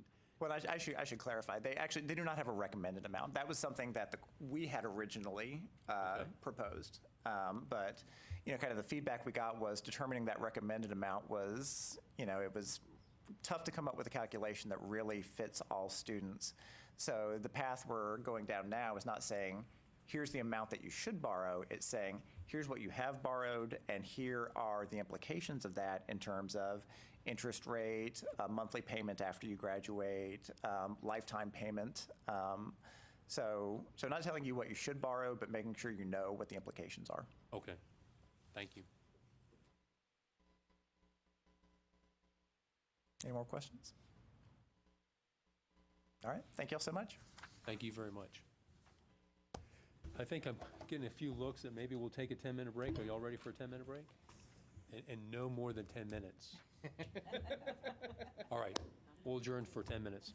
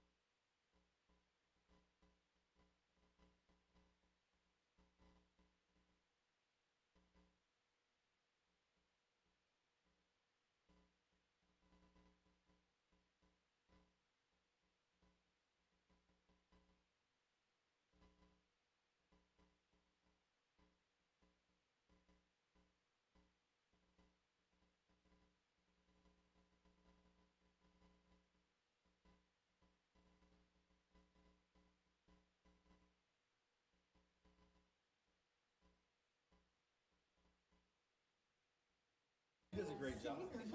Very good at it. You up next? I am. Okay. Did everyone enjoy their break? Am I on? Yes, you're on. Okay. Did everyone enjoy the break? I think it's 10 minutes is pretty generous, right? You're welcome. You're welcome. Okay, next up to continue with the agenda, Chad is going to again present and talk about the financial aid report. As I mentioned in sending out the email, I wanted to work to have us do more in terms of looking at the reports that are produced by the agency in relation to financial aid, as well as get your insight on how we can improve these reports, how we can, there are certain things that we have to present statutorily, but one of the goals that I have for all of the reports that we do is that we not only meet the statutory requirements, but that we also utilize the report as an opportunity to identify improvements that can be made and identify information that will be useful to institutions in the process. If we're going to go through this report creation process, let's make it as useful as possible. So for this first time round, what I wanted to do was literally just give you the presentation that I gave to the Committee on Affordability, Accountability, and Planning in relation to the annual financial aid reports, so that you know the information that I provided them. I had sent you all the reports a week or two ago for you to be able to review and spend some time afterwards just talking to find out, are there pieces of information that you all would find useful within the context of what we're doing? So having said that, I will kick into presentation mode. Since 1993, the Coordinating Board has prepared an annual report on financial aid in Texas for the LBB. This report summarizes how state, federal, institutional, and private financial aid funds are used to support students in our state. The report provides summary information breaking down financial aid across categories such as sources of aid, income levels, geographic distribution, and ethnicity. 150 pages of appendices are also included, providing a much greater level of detail. Since the inception of Closing the Gaps, this annual report has focused on aspects of our aid programs as they relate to achieving those goals. With the recent adoption of 60 by 30 texts, the annual report will undergo a makeover in the coming year in order to provide insight into how financial aid can influence and support the 4 key goals of our strategic plan: attainment, completion, marketable skills, and student debt, while still providing the information deemed critical for the LBB. Next slide. The annual report provides context for our state financial aid programs and how over 875,000 Texas students are using financial aid to help cover their costs of education. The report is based on FY14 data, which is the most recent year for which complete information is available. As you can see in the pie chart on the left, the majority of financial aid to students in Texas is in the form of loans, almost 52%, while grant funding provides almost 48% of the aid. Work study currently plays a very small role in the financial aid equation. The pie chart on the right indicates the sources of financial aid funds for students in Texas. The federal government, by far, provides the largest amount of funding in the form of loans, grants, and work study, just over 71% of all funds, followed by the institutions themselves, over 13%, private sources, almost 9%, and finally the state-funded financial aid programs, which provide 6.5% of the overall financial aid awarded to students in Texas in FY14. Compared to FY13, institutional funding increased almost $69 million, private funding increased just over $58 million, state funding increased by $43.6 million, largely due to increased Texas grant funding, and federal funding increased over $17 million. Looking at the state program specifically, we can see the funding that has been awarded through the state's 7 primary programs. Additional aid is awarded through smaller programs, through exemptions and waivers managed at the campus level, as well as through TPEG and other programs funded through set-asides and donations at the campus level. Texas Grant, as you are aware, dwarfs all our other programs, providing almost 55% of all state funding. At the other end of the spectrum, the Texas Work-Study program is the smallest of our primary programs and provides less than 2% of the total state funding.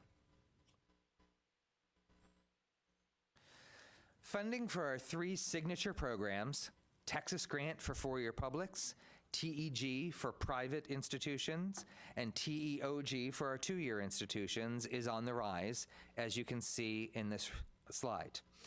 Texas Grant and TEOG have recovered from the cuts that had been made after the 2011 fiscal year, though TEG is still well below its FY11 funding level, and the number of recipients in these grant programs is also at a 5-year high. As we enter the 2016-2017 biennium, funding for all of these programs has increased even further, with over $357 million for Texas Grants, over $96 million in TEG, and almost $47 million in TEOG appropriated for the first year of the biennium. Even with the $9.4 billion in financial aid through federal, institutional, private, and state funding, this graph demonstrates the significant financial need that still exists within the state of Texas. Beyond financial assistance, students and their families are expected to contribute towards education, as is represented in the purple box at the top of each of these bar charts. However, as you can see, even taking into consideration the fact that students and their families have an expectation toward supporting higher education, there is still the need for significantly more aid to help cover the gap between the cost of education, shown by the red line, and what is currently available to help finance these costs. The extent of unmet need is significant, and the coordinating board realizes that addressing this issue will need to occur in stages, which is why current consideration is being made toward focusing specifically on tuition, fees, books, and supplies as the core elements needing funding.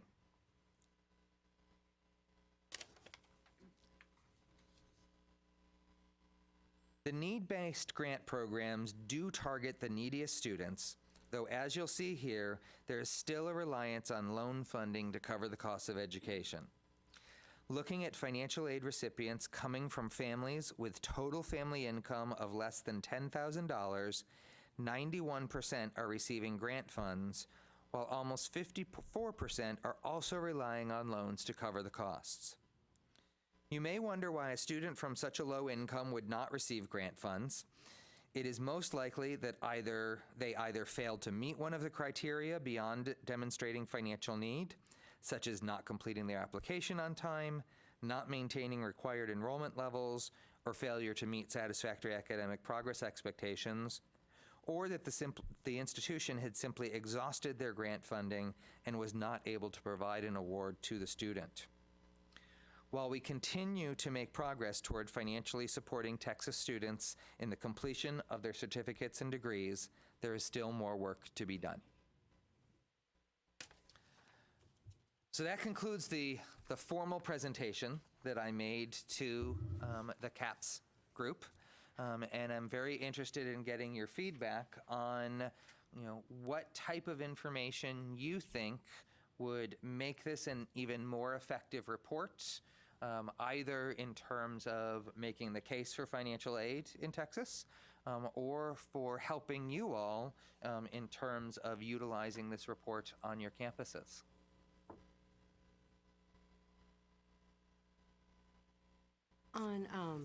On the slide, on the average unmet need slide, I'm just curious, it says public health related institutions.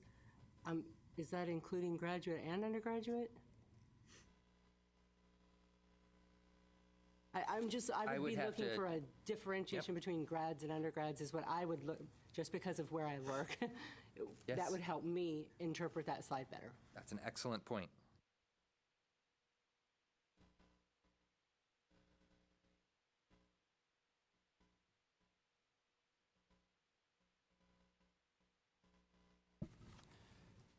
I think it might be good to know the student populations, like how many students were considered in that public community college as opposed to the other sectors of education.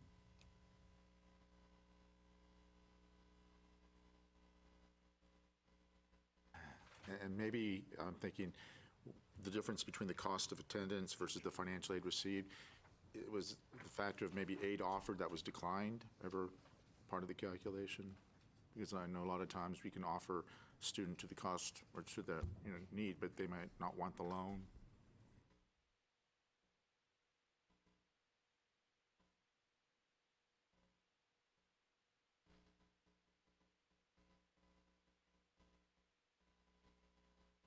Expand on that? Depending on did we see anything as far as the increase in dollars or decrease in dollars and enrollment as well?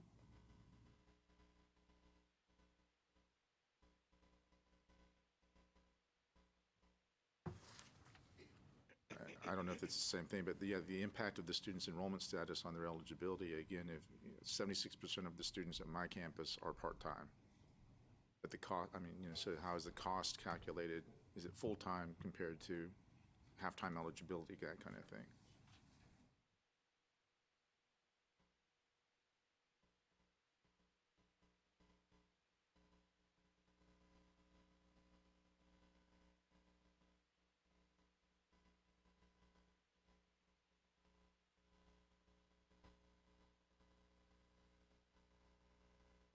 Fantastic job, by the way.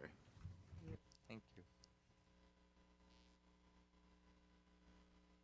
Other thoughts that you all have on having read the report and heard the presentation?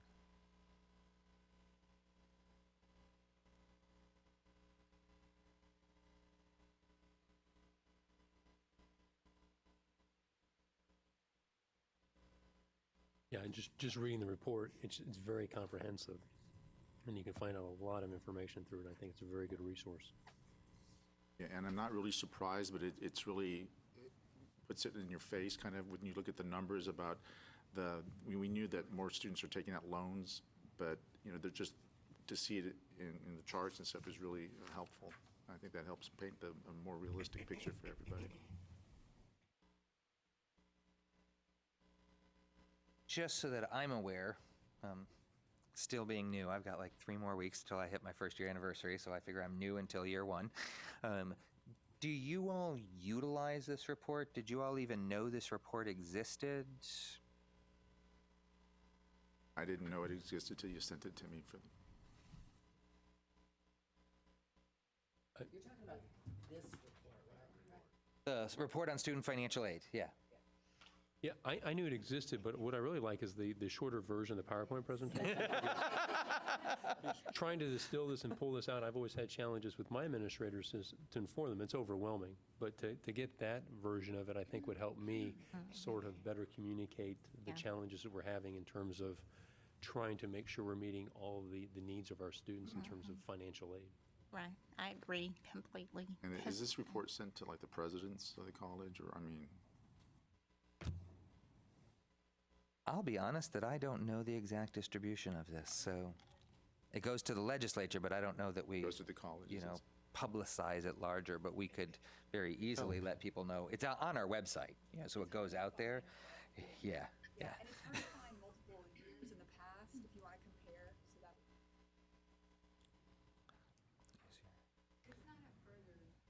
Excuse me. There's not a further split, like, let's say, all the public universities, where you have a range, this is their money, in comparison to, let's say, the community colleges, this is, you see what I'm saying, where you do a further, because you have all the public universities together, and this is their total, right? You have it somewhere in here. When you're talking about the grants, how you've got because now the Texas grant is just for the universities. It's no longer for the community colleges, but just the dollar value that's given to universities compared to the community colleges Do you have anything like that? Beyond the Texas grant versus TEOG, we No. don't, since the programs have really become unique for each group. Right. So, I mean, we're in this coming year, we're predicting, for FY17, there's probably going to be less than $500,000 of Texas grant at two-year colleges. And Right, so it's really right. a minute point at that point, yeah. So we rely on the fact that kind of the programs themselves are school-specific. The loans and the work study across the board, and that's something we can look at as well. And back to the point about this presentation, a piece of you all saying that makes me think that we can spend more time working on the executive summary and thinking about how we present that executive summary. Admittedly, the report has been a bit on autopilot for the last few years of just updating numbers and things like that. So this really helps me think about how do we really start from scratch and write something that's going to be useful. And I think that not only how we present it, but also how we let you all know that it's out there and available. We could very easily use the TASFA listserv and the GovDelivery to let people know that, this report has been released so that people who are interested in it can take advantage of it. Maybe a summary of how you have it split into public institutions, private institutions, and so forth. How much of the financial aid covered the cost of attendance? And just like the grants and scholarships versus the need, self-help aid. See how much that covered. Cost of attendance. Mm-hmm. And we could do direct costs too. And your direct costs would just be tuition and fees and room and board, or what would be your direct costs? How would you define it? Yes. That is one of the challenges that we've noticed as we've tried to come up with some of the ideas within some of the programs, is that right now we don't have a mechanism to break down the cost of attendance to understand for an individual student what is direct versus indirect. We can hypothesize based on the cost of attendance that's been submitted to us and then try to apply that across a student population. But as you all know, there's the whole how many credits do they enroll in, are part-time, full-time, do they choose to live on or off campus? So one of the things that I've been thinking about is how do we, as part of the look at the reporting, have a better understanding of what are the direct versus indirect costs so that we understand how are we actually achieving goals of helping with those areas. But it's a long process, as Doris has mentioned. An interesting fact that this report brings out is if you look at the need-based financial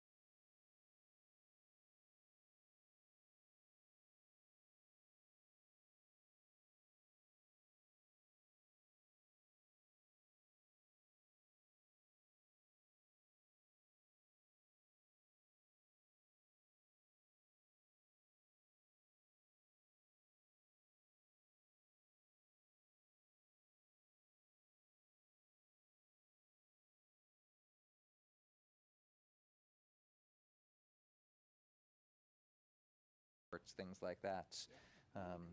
So.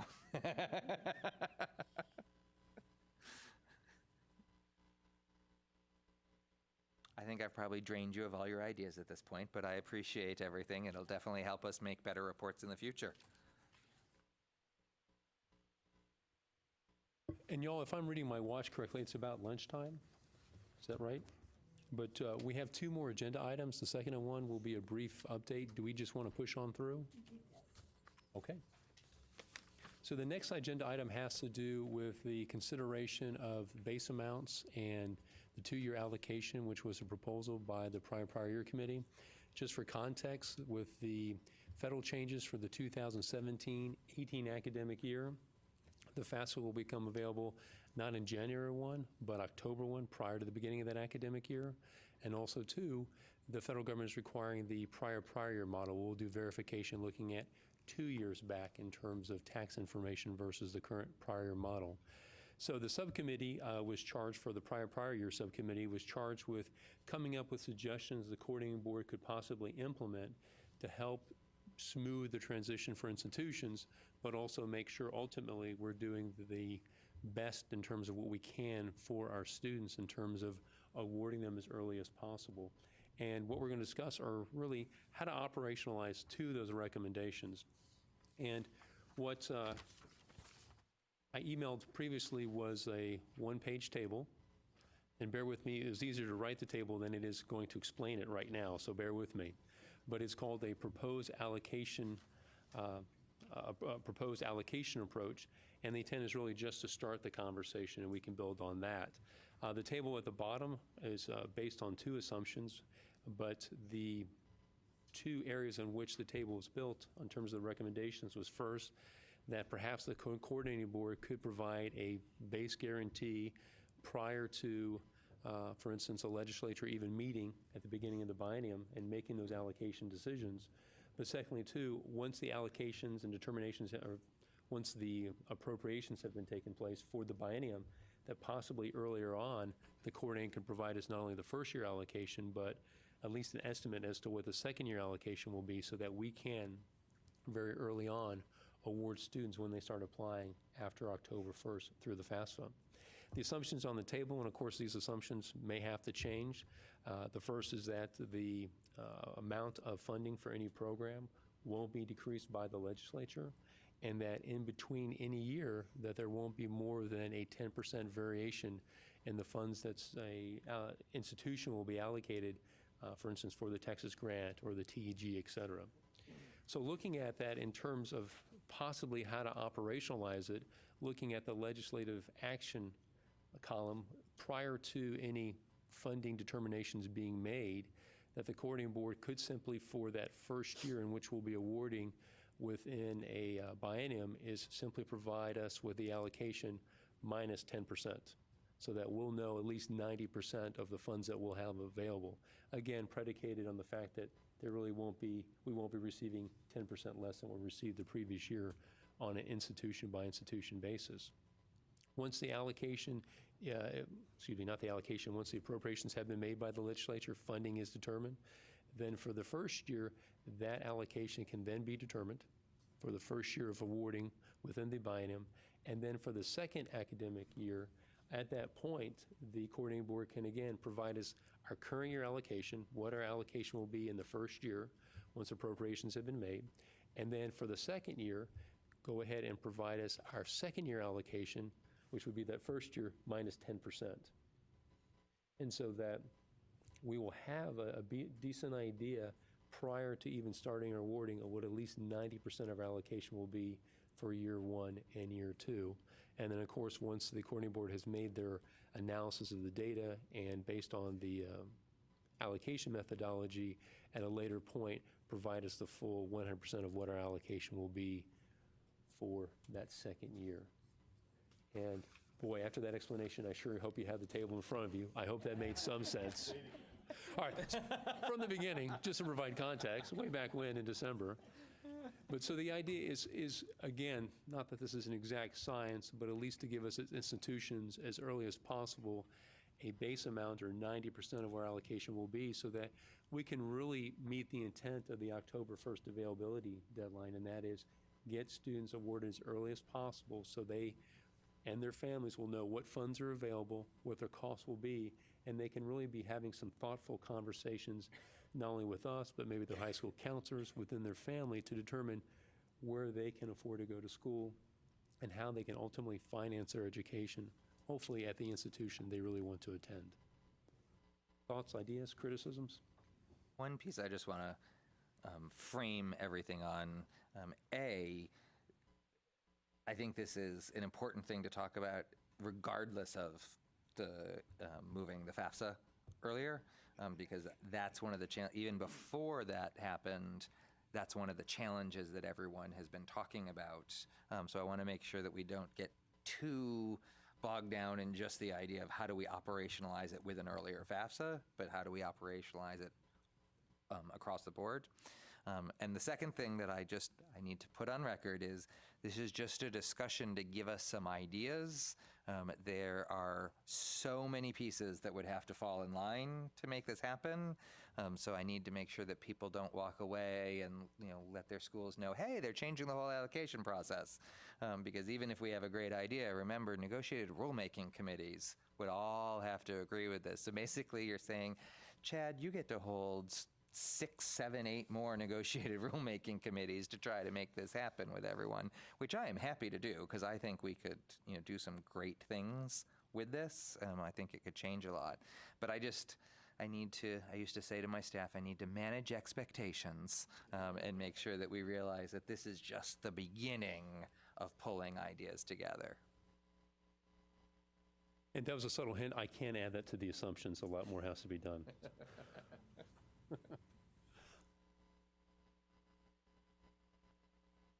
Based on the gas oil information that somebody mentioned earlier, is 10% enough, or should it be less? Because I'm sorry, based on which piece? up about the oil prices dipping, right? Therefore, we're going to have less funding. So based on that, is 10% enough, or should we go lower? I'm asking. Well, I think it goes back to one of the core assumptions was that this will only work when there are no reductions in appropriations. Whatever rule we come up with will have to have a caveat that if appropriations are reduced, a separate set of activities are going to happen. Because in this year, oil's down, and another year it might be up. So we want to make sure we have a rule that will apply across time as opposed to a rule that works really great for 2 years and then has to be redone. So I think that that's something important for us to keep in mind.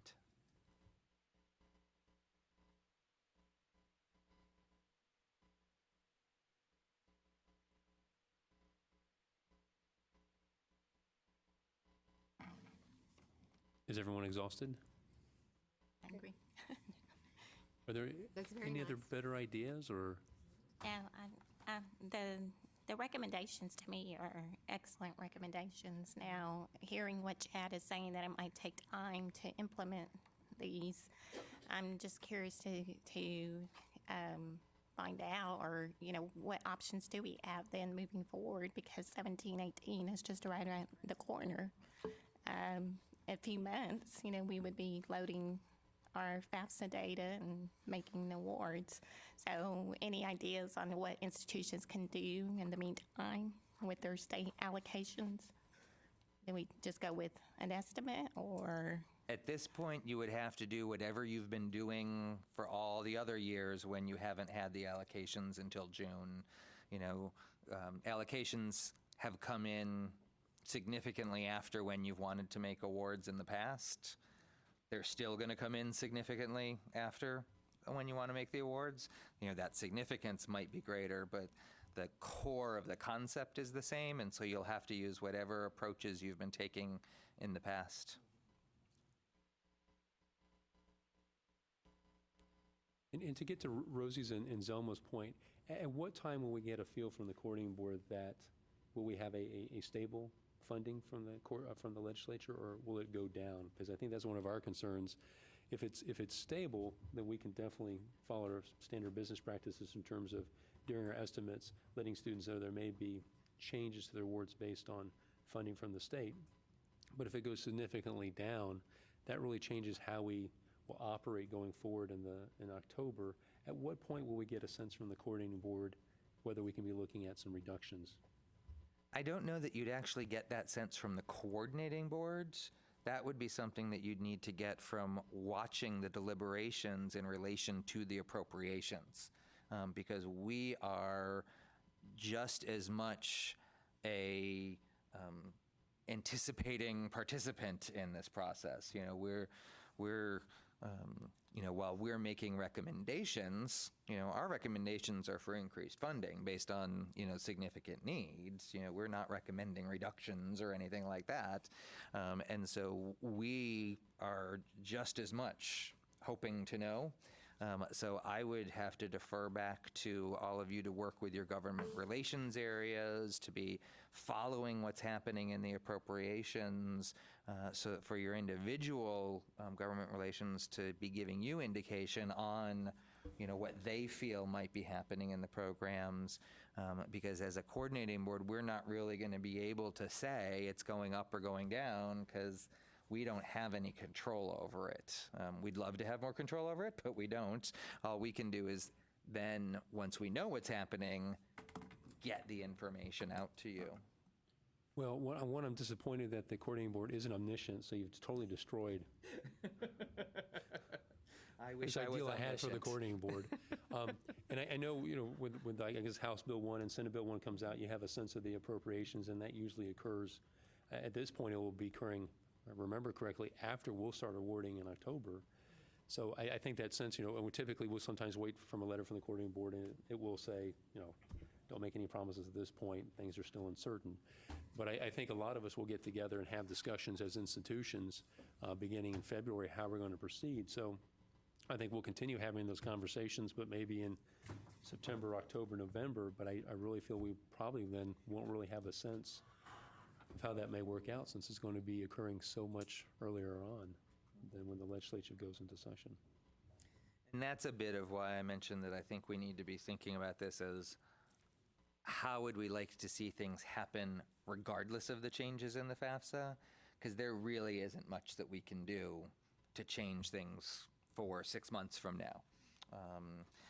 And so actually I'd like to ask a question of the group, and one of the ideas, in the idea that Chris had put together, the idea was, once funding is determined, 100% of the allocation for the first year would be notified to the schools, and then the schools could use, 90% of that as their plan for the second year. What do you think the institutional response would be to an idea of using the FADS data to actually make both years of the allocations at the start of the process? To say, at the beginning of the process, here is how much money you have for the next 2 years, so that way you know exactly what you've got, and could plan accordingly, as opposed to having a reallocation in between years. If you didn't use some of it at the end of the first year, you could carry it forward to the second year. We'd want to make sure we had something that at the end of the second year, no funding lapsed, because we currently don't have UB authority between bienniums. But as John Wyatt mentioned, that's one of the things that we're really looking to try to build in. If we could get UB authority between the bienniums, that would provide for even more opportunity moving forward. We might be able to get rid of reallocations as a whole and look at it in an entirely different way. But I don't know whether from an institution standpoint you think that's a good idea of giving you, here's your whole 2 years to plan for. You can't pull any of it forward, but you could push some of it to the next year. Would people be okay with the fact that we'd have to pick a set of data? It couldn't be a pick the data, give us our 2 years, but then come in the middle and tell us whether it changes, because then that defeats the point. I don't know whether schools would even be comfortable with using the data to give you 2 years worth of funding.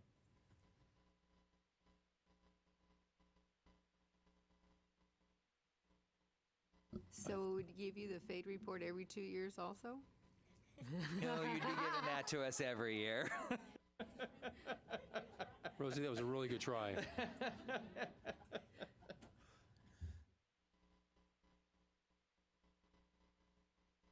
I think from our institution's perspective, we'd be open to considering that. I think we'd have to look at, then what is that variation between the bienniums? Does it become 20%? And how might that affect our ability to meet the needs of our students? But I think we could look at the data and see what the possibility is in terms of what that percentage of variation on average might be by institution from biennium to biennium versus year to year. Excuse me. And I'm not sure how you could do away with the reallocation, though, because a school that's not using it would just have twice as much unused at the end of the second year.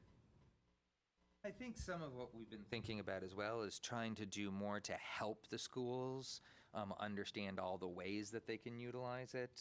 Because one of the things we're finding, some of the schools that are carrying or that are returning funding aren't taking advantage of, the 20% transfer option. They aren't taking advantage of certain things. And so I think that they're, regardless of what we do, once we build the financial aid services team, one of their big focuses is going to be helping schools actually utilize their funding. Also, if we continue to see large amounts that need to be reallocated from one school to another school, that's a hint to us that the allocation methodology isn't working. Because if we have a sound allocation methodology, schools should be able to use all the money that we're giving them. And so if we do see significant returns from particular schools, from particular sectors, any pieces that might give clues, that might be a piece that the coordinating board says, this isn't about having a way to reallocate the money. This is about we have to go back and have a negotiated rulemaking committee because the allocation isn't working in the first place.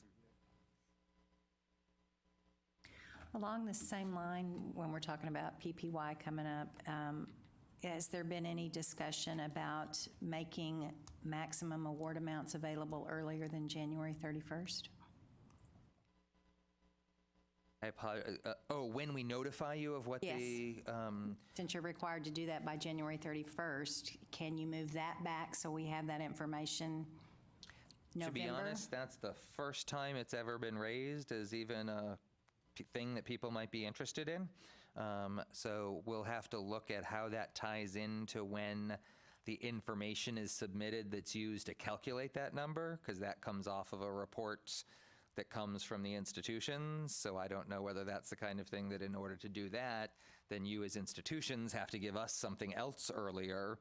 But we can definitely tie that back to see about that possibility. But yeah, that's the first time anyone's ever mentioned that idea. So. And I think one more piece we'll need too in terms of constructing our cost of attendance earlier on. If memory serves correctly, the coordinating board determines the non-resident tuition rate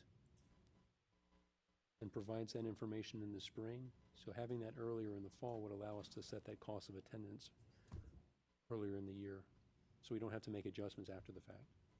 Again, I'll tie that back to figure out what's that linked to make sure that it doesn't have a negative repercussion on, because what I want to make sure that I don't do is say, using the Texas grant model, hey, we're going to do this earlier, and that means this thing that you used to do now means that your boards all have to decide their tuition rates 6 months earlier than they've ever done before. So we'll tie those back. Thank you.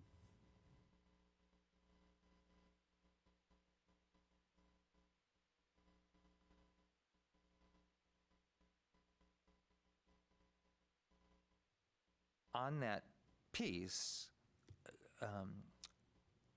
have your institutions been looking to make decisions on tuition fees, room board, et cetera, earlier? Like are you going to have that earlier? I don't know what's happened. Like I know some schools have said to me they're not changing their plans. Are there schools that are changing?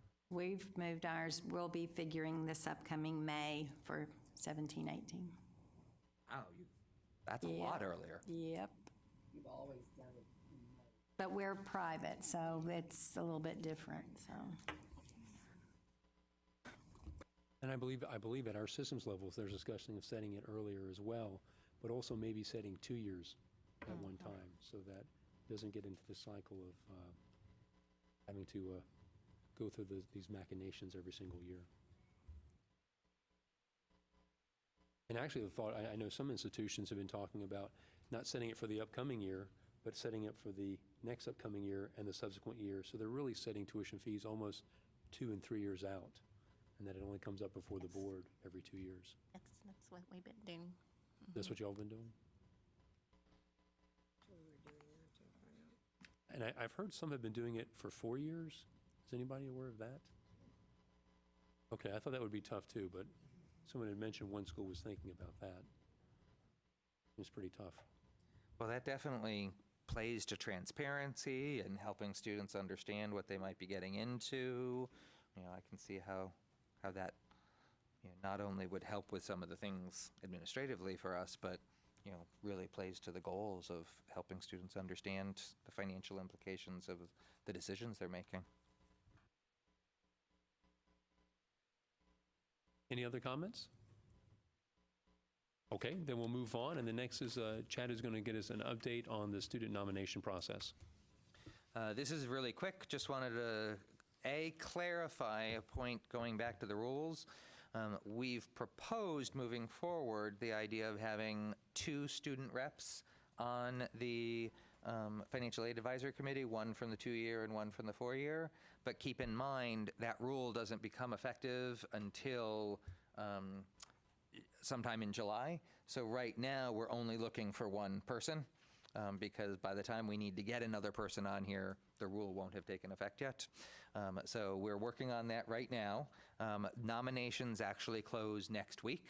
And so after that point, we'll figure out a student rep to be able to join in the fall.